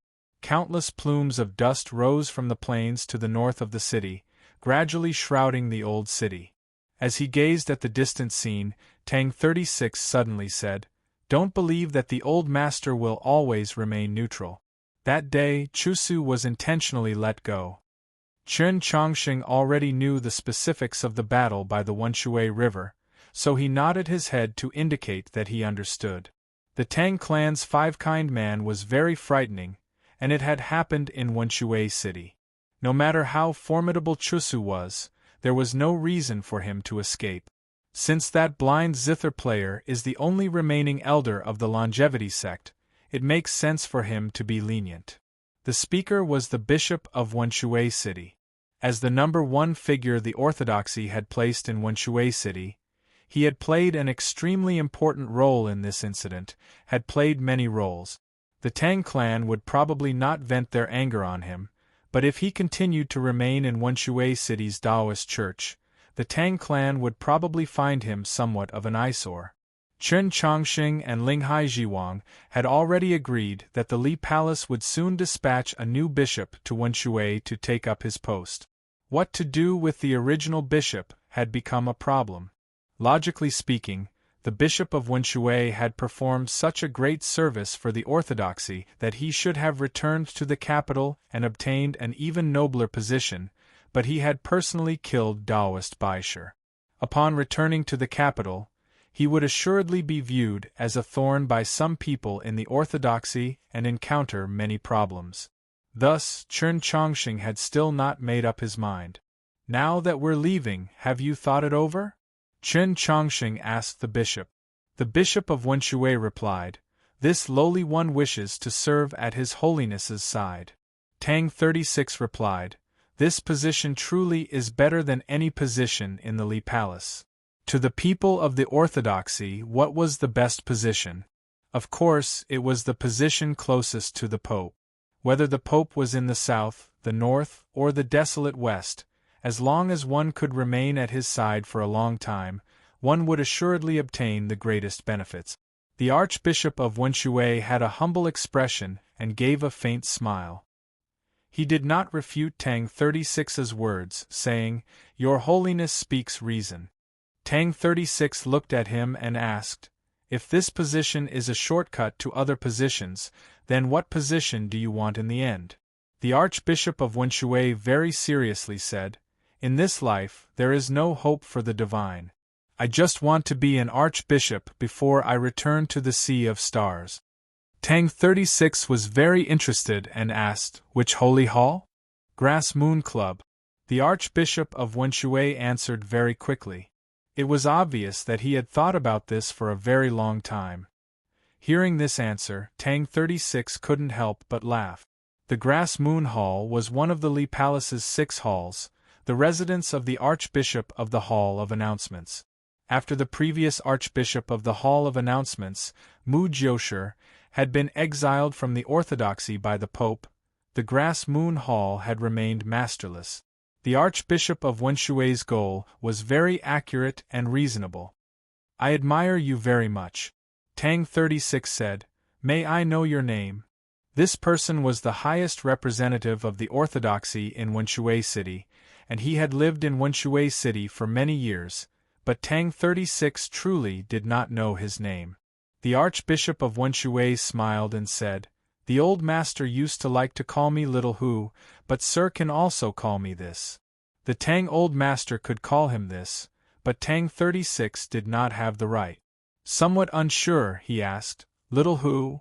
"Hu, the Hu of peasant household. He's called Hu 32. Tang 36's eyes lit up at this name, and he seemed to appreciate it. "A good name. Is it a ranking in the family or the number of houses? When I was young, the place I lived in suffered an earthquake. In the end, only 32 households were left in the entire village. My entire family died, and I was the only one left. I was raised by these 32 households." The Archbishop calmly continued, "I gave myself this name to remind myself that living is very difficult, so I cannot die early. The party left Wenshui City and headed southeast. Immediately, a mountain appeared before them. Even though it was the middle of winter and it had been snowing for the past 2 days, the mountain was still green. The mountain was not very tall, and tensome peach blossoms could be seen amidst the shade of the green trees. There was probably a hot spring on the mountain, or perhaps an array like the one in the Taoist church of Wenshui. As he gazed at the peach blossoms and green trees, Chen Chongqing thought about his year in the mountains. Other than being somewhat lonely, it had been very peaceful and joyful, and he somewhat missed the little black dragon. He wondered if her journey to the west was proceeding smoothly. Amidst the green branches and peach blossoms, he could faintly make out the eaves of the Taoist temple. Tang 36 silently gazed at that place. Chen Chongqing asked, "This is Chicken Crowing Mountain?" Tang 36 said nothing, only nodded. This meant that his aunt was probably in that Taoist temple. "Have you seen it before?" Chen Chongqing asked. Tang 36 shook his head, but after a moment, he nodded. "I was immature when I was young, and I always remembered this matter. I secretly went up the mountain to take a look, and then I met." What happened after they met? Did the other party recognize him? Did they talk? Was it just this one meeting, or were there many other seemingly unintentional, but actually intentional meetings? He stopped here. For the safety of the woman in the Taoist temple, or perhaps a peaceful life, it was best not to meet or mention her. They probably wouldn't meet again in the future, right? Traveling southeast for 30-some li, the Wenshui flowed into the River of Hatred, no longer having its own name. As one of the most famous rivers on the continent, the River of Hatred originated from the depths of the Cloud Grave, flowed through the fertile plains of the south, and then passed through the Luo Mei mountain range, receiving even more tributaries. Its grandeur was already extremely great, but if one followed the river upstream and arrived at the canyon, one would see the truly magnificent scenery. Chen Chongqing and the others walked through the canyon. The mountains on both sides of the canyon reached into the clouds, and the forests were extremely dense. Few people could be seen, and only the cries of monkeys could be heard. They didn't need to worry about being followed, and they didn't need to worry about safety. This wasn't the northern frontier, so they couldn't meet demon experts. It was also very difficult to gather a large army, unlike Wenshui City, which had countless experts. The further upstream they went, the steeper the canyon became, and the faster the river flowed, but the water did not slow down. It was truly astonishing, and thunderous booms could be heard without end. As they continued on their journey, they could gradually see signs of human habitation in the canyon, but it would often take them half a day to see a few households. The vast majority of the time, all they could see was the wilderness. Before Hu 32 became Bishop of Wenshui, he had preached in this canyon for many years, so he had an extremely good understanding of the customs of this region. As he explained, Chen Chongqing and Tang 36 listened to his explanations and looked at the scenery on both sides of the canyon, so they naturally didn't find it boring. Nank followed the group with a confused expression, tugging on the corner of Chen Chongqing's clothes. It was hard to say if she could understand what was being said. Zheshio's gaze was always vigilantly watching the forest for any sign of activity. He had no interest in listening to these idle chatter. As long as there were people, there would definitely be believers of the orthodoxy, and there would be news. At a crossing, they received the latest news. It was said that 2 days ago, someone outside Fengyang City saw a drenched monster kill 2 shepherd boys and then eat them. I still want to do my best to maintain 2 chapters, afraid that the string will loosen, but I can't be sure for the next few days. Just as I said before, the first chapter is around 4 o'clock. For the second chapter, let's wait until 9 o'clock. If there's nothing, then there's nothing. Tomorrow we'll begin our long journey again. Thinking back to 1 year ago when I drove with my leader from Heilongjiang back to Hubei, it seems like a lifetime has passed. Really, this year was the slowest, fastest, most arduous, and most fulfilling year of my life. Chapter 863. Upon hearing this news, Chen Chongqing fell silent for a very long time. Several days later, the party arrived at Fengyang City. Fengyang City was a county city under the jurisdiction of the Feng city government. Compared to other counties, it was much smaller, but it was already one of the most bustling places in the valley. Standing on the cliff and gazing at the lights of the distant county city, the party decided to rest for the night and enter the city in the morning. Thinking that Nank's identity was rather sensitive, Chen Chongqing sent her into the garden of Zhou. She had already completely forgotten what had happened in the garden of Zhou, but she was very fond of the environment and did not show any resistance. Back then, Tang 36 had been viewing the monoliths in the Mausoleum of Books and had never entered the garden of Zhou, so he was rather curious and asked Chen Chongqing to send him in to play. But not long after he entered, he came out. He found the garden of Zhou very boring, and Nank found the garden of Zhou very good for the same reason. There were no people in the garden of Zhou, only countless monsters.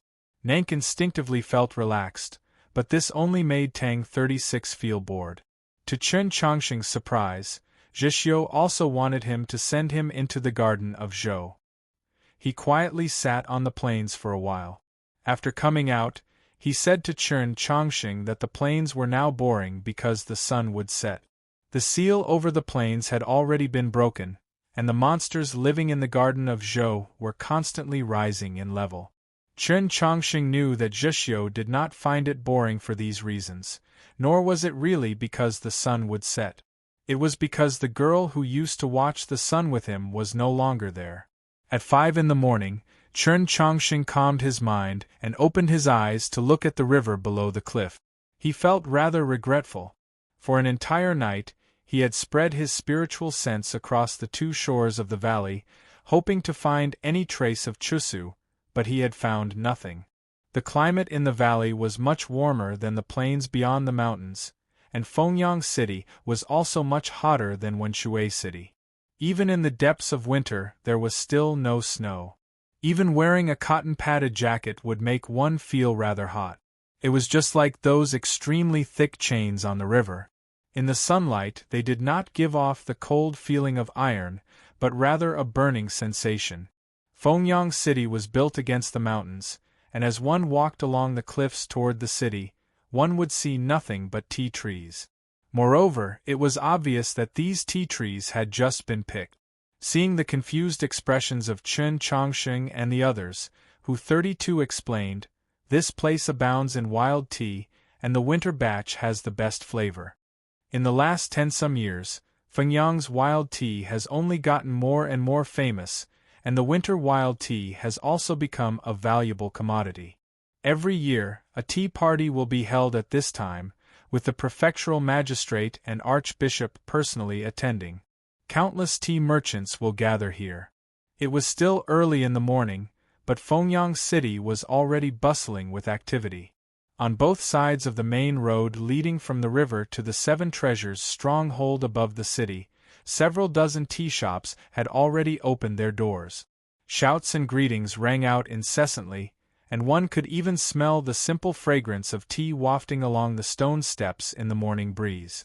Under Hu 32's lead, Chen Chongqing and the others first strolled around the Seven Treasures stronghold, and then they went to the river bank to take a look at the famous White Dragon Stone. As the sun gradually grew brighter, they found a relatively quiet tea house near the ferry to sit down and rest while they waited for the latest news to be reported back. The Seven Treasures stronghold was like a miniature city. It was built against the mountains and had a total of 7 floors, which wasn't all that remarkable. Moreover, because of the preparations for the tea party, the top 3 floors had been sealed off. This year, it just happened to be the winter flood season, so a large half of the White Dragon Stone had been submerged in the river. Tang 36 was rather unhappy, but only after he drank some tea did his mood somewhat recover. "I didn't think that this tea would be so good." He raised the teacup in his hand and glanced at it in surprise. The wild tea in the cup was steaming, and the tea was rich but not greasy, as if it contained some sort of wild interest. When it comes to tasting tea, the first person that people think of is Liang Wangsun, but painted armor Xiao Zhang looks down on Liang Wangsun the most, believing that he has been burdened by a false reputation and has long since lost his true interest. Back then, a busybody once asked Liang Wangsun about this matter, and Liang Wangsun smiled and replied, "I don't submit to him in fighting, but I have no choice but to submit to him in discussing tea." Hu 32 continued, "Only then did the world realize that Xiao Zhang was also a tea lover, and he had never liked those famous teas. He only liked to search for wild teas in the mountains and forests, poor villages and small temples. The reason why Fengyang City's wild teas are famous is all because of Xiao Zhang's publicity in the last few years. When drinking tea, if there were no snacks, there would definitely be interesting topics to talk about. Only in this way could one talk about tea." Hu 32 was the most knowledgeable and tactful person in the orthodoxy, so he naturally would not let go of such a good topic. Tang 36 was a descendant of a noble clan, so he was naturally interested in this topic. Alas, Chen Chongqing and Zhixiu had never had anything to do with elegance. When he heard these words, he was not thinking about how Fengyang City's tea was or the gossip between Liang Wangsun and Xiao Zhang, but about some very boring matters. "I wonder who is stronger, Liang Wangsun or Xiao Zhang?" Chen Chongqing asked. Everyone knew that this was the age of blooming wildflowers in the cultivation world, and this age had been opened by people like Wang Po, Xiao Zhang, Liang Wangsun, Sun Mei, and the Tang second master. Of the outstanding figures of this generation, Wang Po was unquestionably the strongest, but painted armor Xiao Zhang and Liang Wangsun were also extraordinary figures. In Xuanyang City, Chen Chongqing had met Xiao Zhang and Liang Wangsun once, and on the day that he killed Zhou Tong, he had met Xiao Zhang again. On that snowy day, he had killed his way in and out of the office of the Department for Purging Officials. Wang Po had severed his arm on the snowy river, broken through the divine domain, and cut down Tai Shu with his blade. In the end, he had been saved by Xiao Zhang. No one could understand why Xiao Zhang had done this. If Liang Wangsun's goal in his life was extremely clear, known to the entire continent, then just what was Xiao Zhang's goal? Xiao Zhang is stronger than Liang Wangsun. The person who answered this question was Zhixiu. His words were naturally not based on the rankings on the Proclamation of Liberation. His life's goal is to become the strongest. His goal is even clearer, his methods even simpler, so comparatively speaking, he's even more terrifying. What was the martial path that Xiao Zhang pursued? It was not Zhou Dufu's path of killing, nor was it Wang Po's straightforward path. His path was to fight. Whether he could win or not, he still had to fight, and the more he couldn't win, the more intense his desire to fight became. As a result, many people believed him to be a madman. Over the past several decades, he had fought countless times with Wang Po, but he had never won once, but he had never admitted defeat. Now that Wang Po was an expert of the divine domain, the gap in strength between the two was many times greater than it had been in the past, but Xiao Zhang still would not give up. From this aspect, Wang Po's words on the snowy street were not wrong. The Tang second master was far inferior to Xiao Zhang, Sun Mei, and the others. Hu 32 suddenly said, "Xiao Zhang has been rather miserable these past few years." Chapter 864. For an expert like Xiao Zhang to be described as wretched meant that he truly was wretched. Tang 36 asked, "Because he saved Wang Po that year?" Hu 32 replied, "Correct. Back in the capital, he ruined the venerable Taoist's plans, enraging all levels of society. The imperial court can't easily touch Wang Po, but how could it let him go? In order to establish its might or to redeem the face it lost, the imperial court has been pursuing him for the last few years. He's been chased around like a stray dog, truly wretched."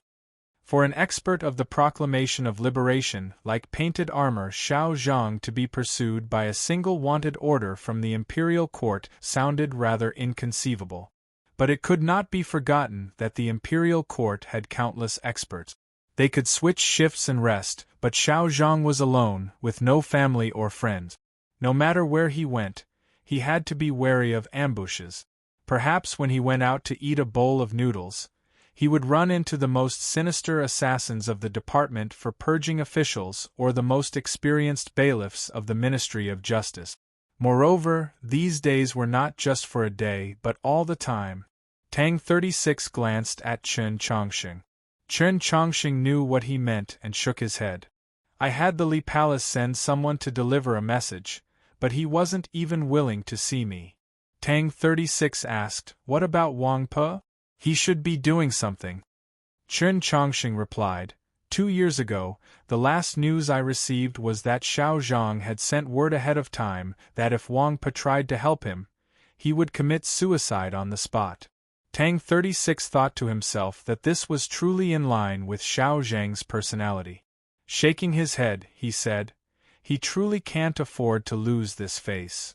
Hu 36 explained, Fengyang City's winter wild tea became famous because of Xiao Zhang, so every year, Fengyang City would leave a portion of its best tea leaves for him. If the imperial court hadn't been pursuing him so closely, we might have been able to see Xiao Zhang appear in the next 2 days. The banks of the river were lined with tea trees that had been plucked and dried, forming many mountains of tea in the city. The best of these were the winter wild tea leaves, and they were arranged according to their grade along the stone steps of 7 Treasures' stronghold. The higher one went, the fewer the tea leaves, but they were naturally the most valuable.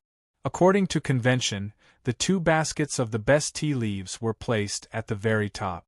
Hu 36 pointed and continued to explain, "Those 2 baskets of tea leaves are even more expensive than gold, and there's simply no market for them." Chen Chongqing asked, "Where did the 2 baskets of tea go?" Hu 32 replied, "They're all tributes. 1 basket will enter the palace." Chen Chongqing asked, "What about the other basket?"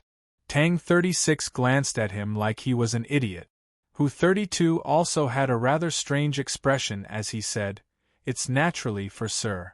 Chen Chongqing finally understood, since it was a precious tribute of tea leaves, 1 basket would be sent to the imperial palace, the other basket would naturally be sent to the Li Palace. No matter what the relationship between the imperial court and the orthodoxy was, in a small place like Fengyang City, both sides had to treat each other with the utmost respect. "The tea leaves you used to leave for Xiao Zhang were also like this?" Tang 36 asked. Hu 32 shook his head and pointed at the treasure pavilion at the highest point of 7 Treasures' stronghold. The wild tea for Xiao Zhang was specially made and placed in there. Tang 36 said, "Given Xiao Zhang's personality, even if he knew that the imperial court might choose this place to surround and kill him, he might still come." Hu 32 said, "He hasn't come for 2 years." Tang 36 asked, "Who did that box of tea go to?"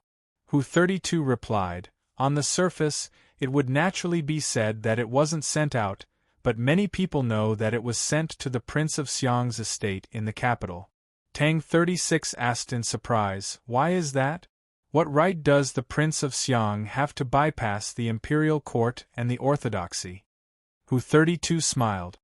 "The magistrate of Feng City is His Highness's disciple." As they were chatting over tea, a shadow suddenly tore a wisp out of the thin clouds in the sky. A red goose flew through the clouds and landed in the distant government office.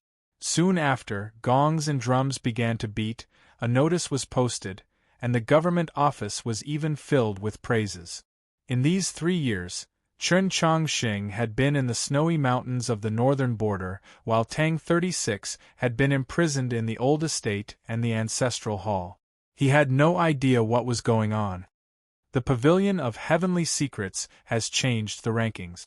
Hu 32 had a rather complicated expression.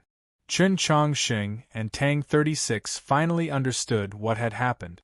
In the past, the Pavilion of Heavenly Secrets would change the rankings around the Grand Examination or around the time of viewing the monoliths in the Mausoleum of Book. Now that the grand examination had been halted for 3 years and the Pavilion of Heavenly Secrets only existed in name, the rankings were still being updated. However, it no longer had much to do with the orthodoxy and was essentially the work of the imperial court. This did not affect the credibility of the rankings. After all, to the common people, the prestige of the Pavilion of Heavenly Secrets still existed, and the addition of the Emperor's imperial seal would only make the common people even more convinced. The conversation in the tea-house came to a halt. The crowd quietly drank their tea, listening to the occasional noise on the street.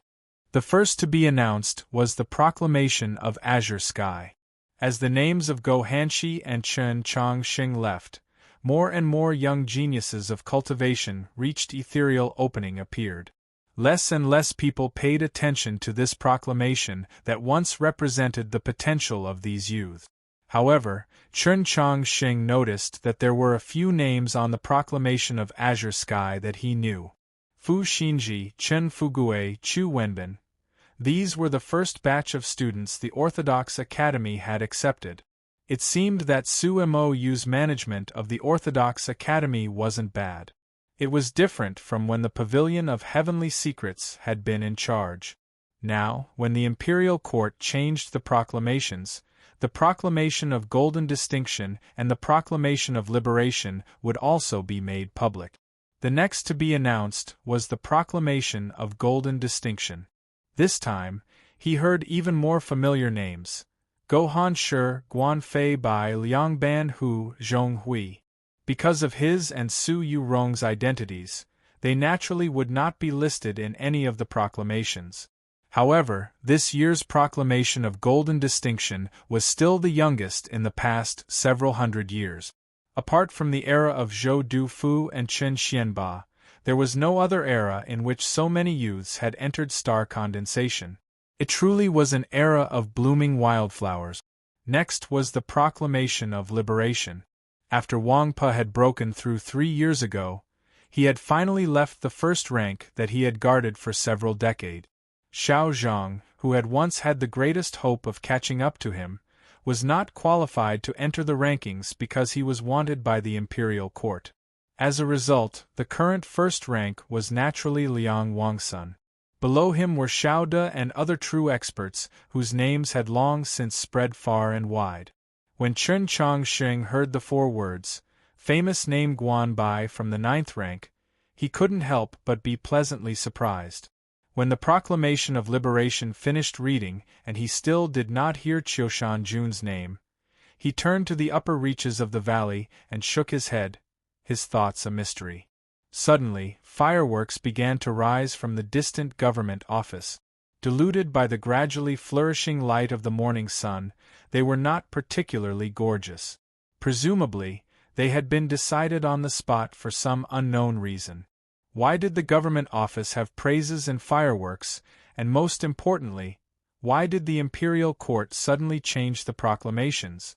Very quickly, Chen Chongxing's party in the tea-house and the people by the river understood the reason. The Prince of Xiang had actually entered the divine domain. Chapter 865. The magistrate of Feng City had already come to Fengyang City for the tea party tomorrow, and the county office was probably buzzing with congratulatory voices. Hearing this news, everyone in the tea-house looked at each other speechlessly, and a chill rose in their hearts. No one had expected that the Prince of Xiang's seclusion would actually succeed in entering the divine domain. This meant that from the moment he crossed that threshold, as long as he did not rebel or go against the Tao Master, then his position in the great Zhou dynasty would never be shaken. In both the imperial court and the military, the Prince of Xiang was extremely powerful. Now that he had entered the divine domain, he had unquestionably become a truly powerful minister. Chen Chongxing thought back to how Su Yurong had previously not given the Prince of Xiang a high evaluation, saying that although this prince had outstanding talent, he was licentious and tyrannical, and had no hope of becoming divine. Now, it seemed that all of this was naturally false. For the Prince of Xiang to be able to maintain this false appearance for so many years, he was assuredly scheming something grand, which also meant that he was very ambitious.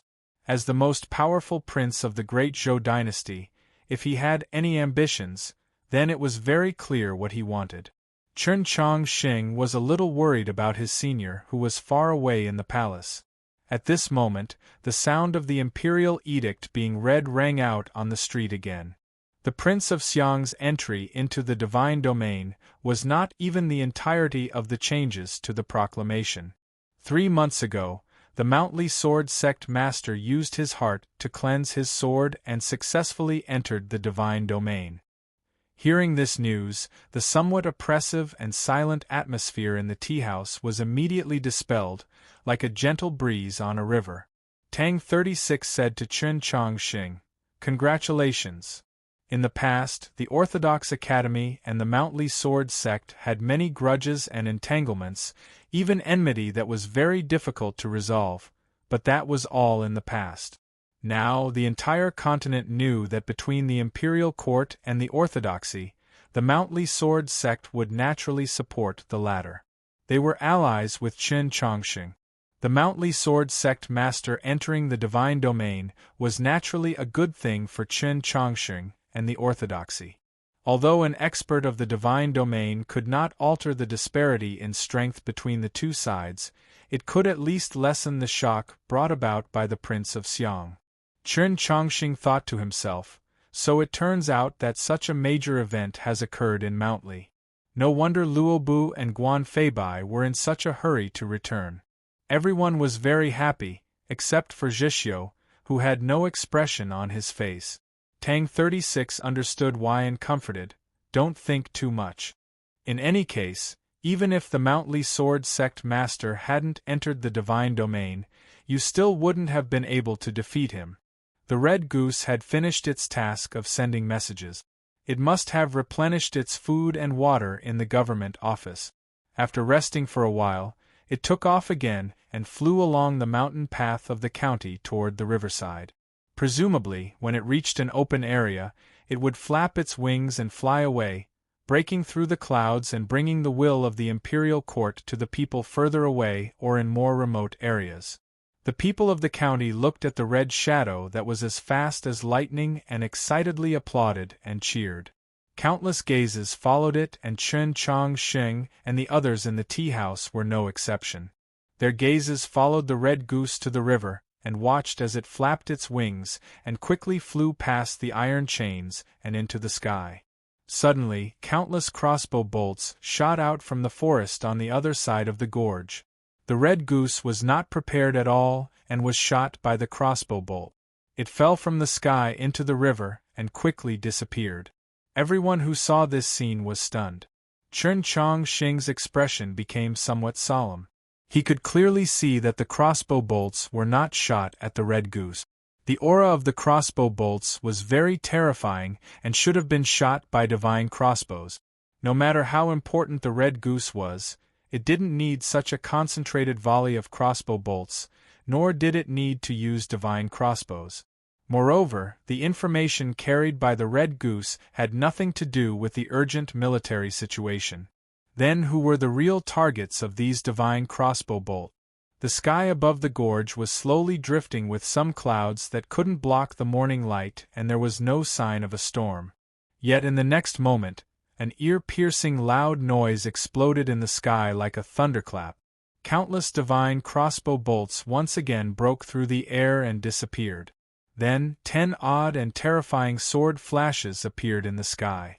A cloud suddenly dispersed, and the whistling sound of something tearing through the air rang out. The river water suddenly became chaotic and turbid waves rose into the sky. The wind in the forest on the other side of the gorge blew and countless trees were snapped in half. Then, countless groans and cries of pain rang out. Countless streams of blood splashed out from the forest and landed on the surface of the river.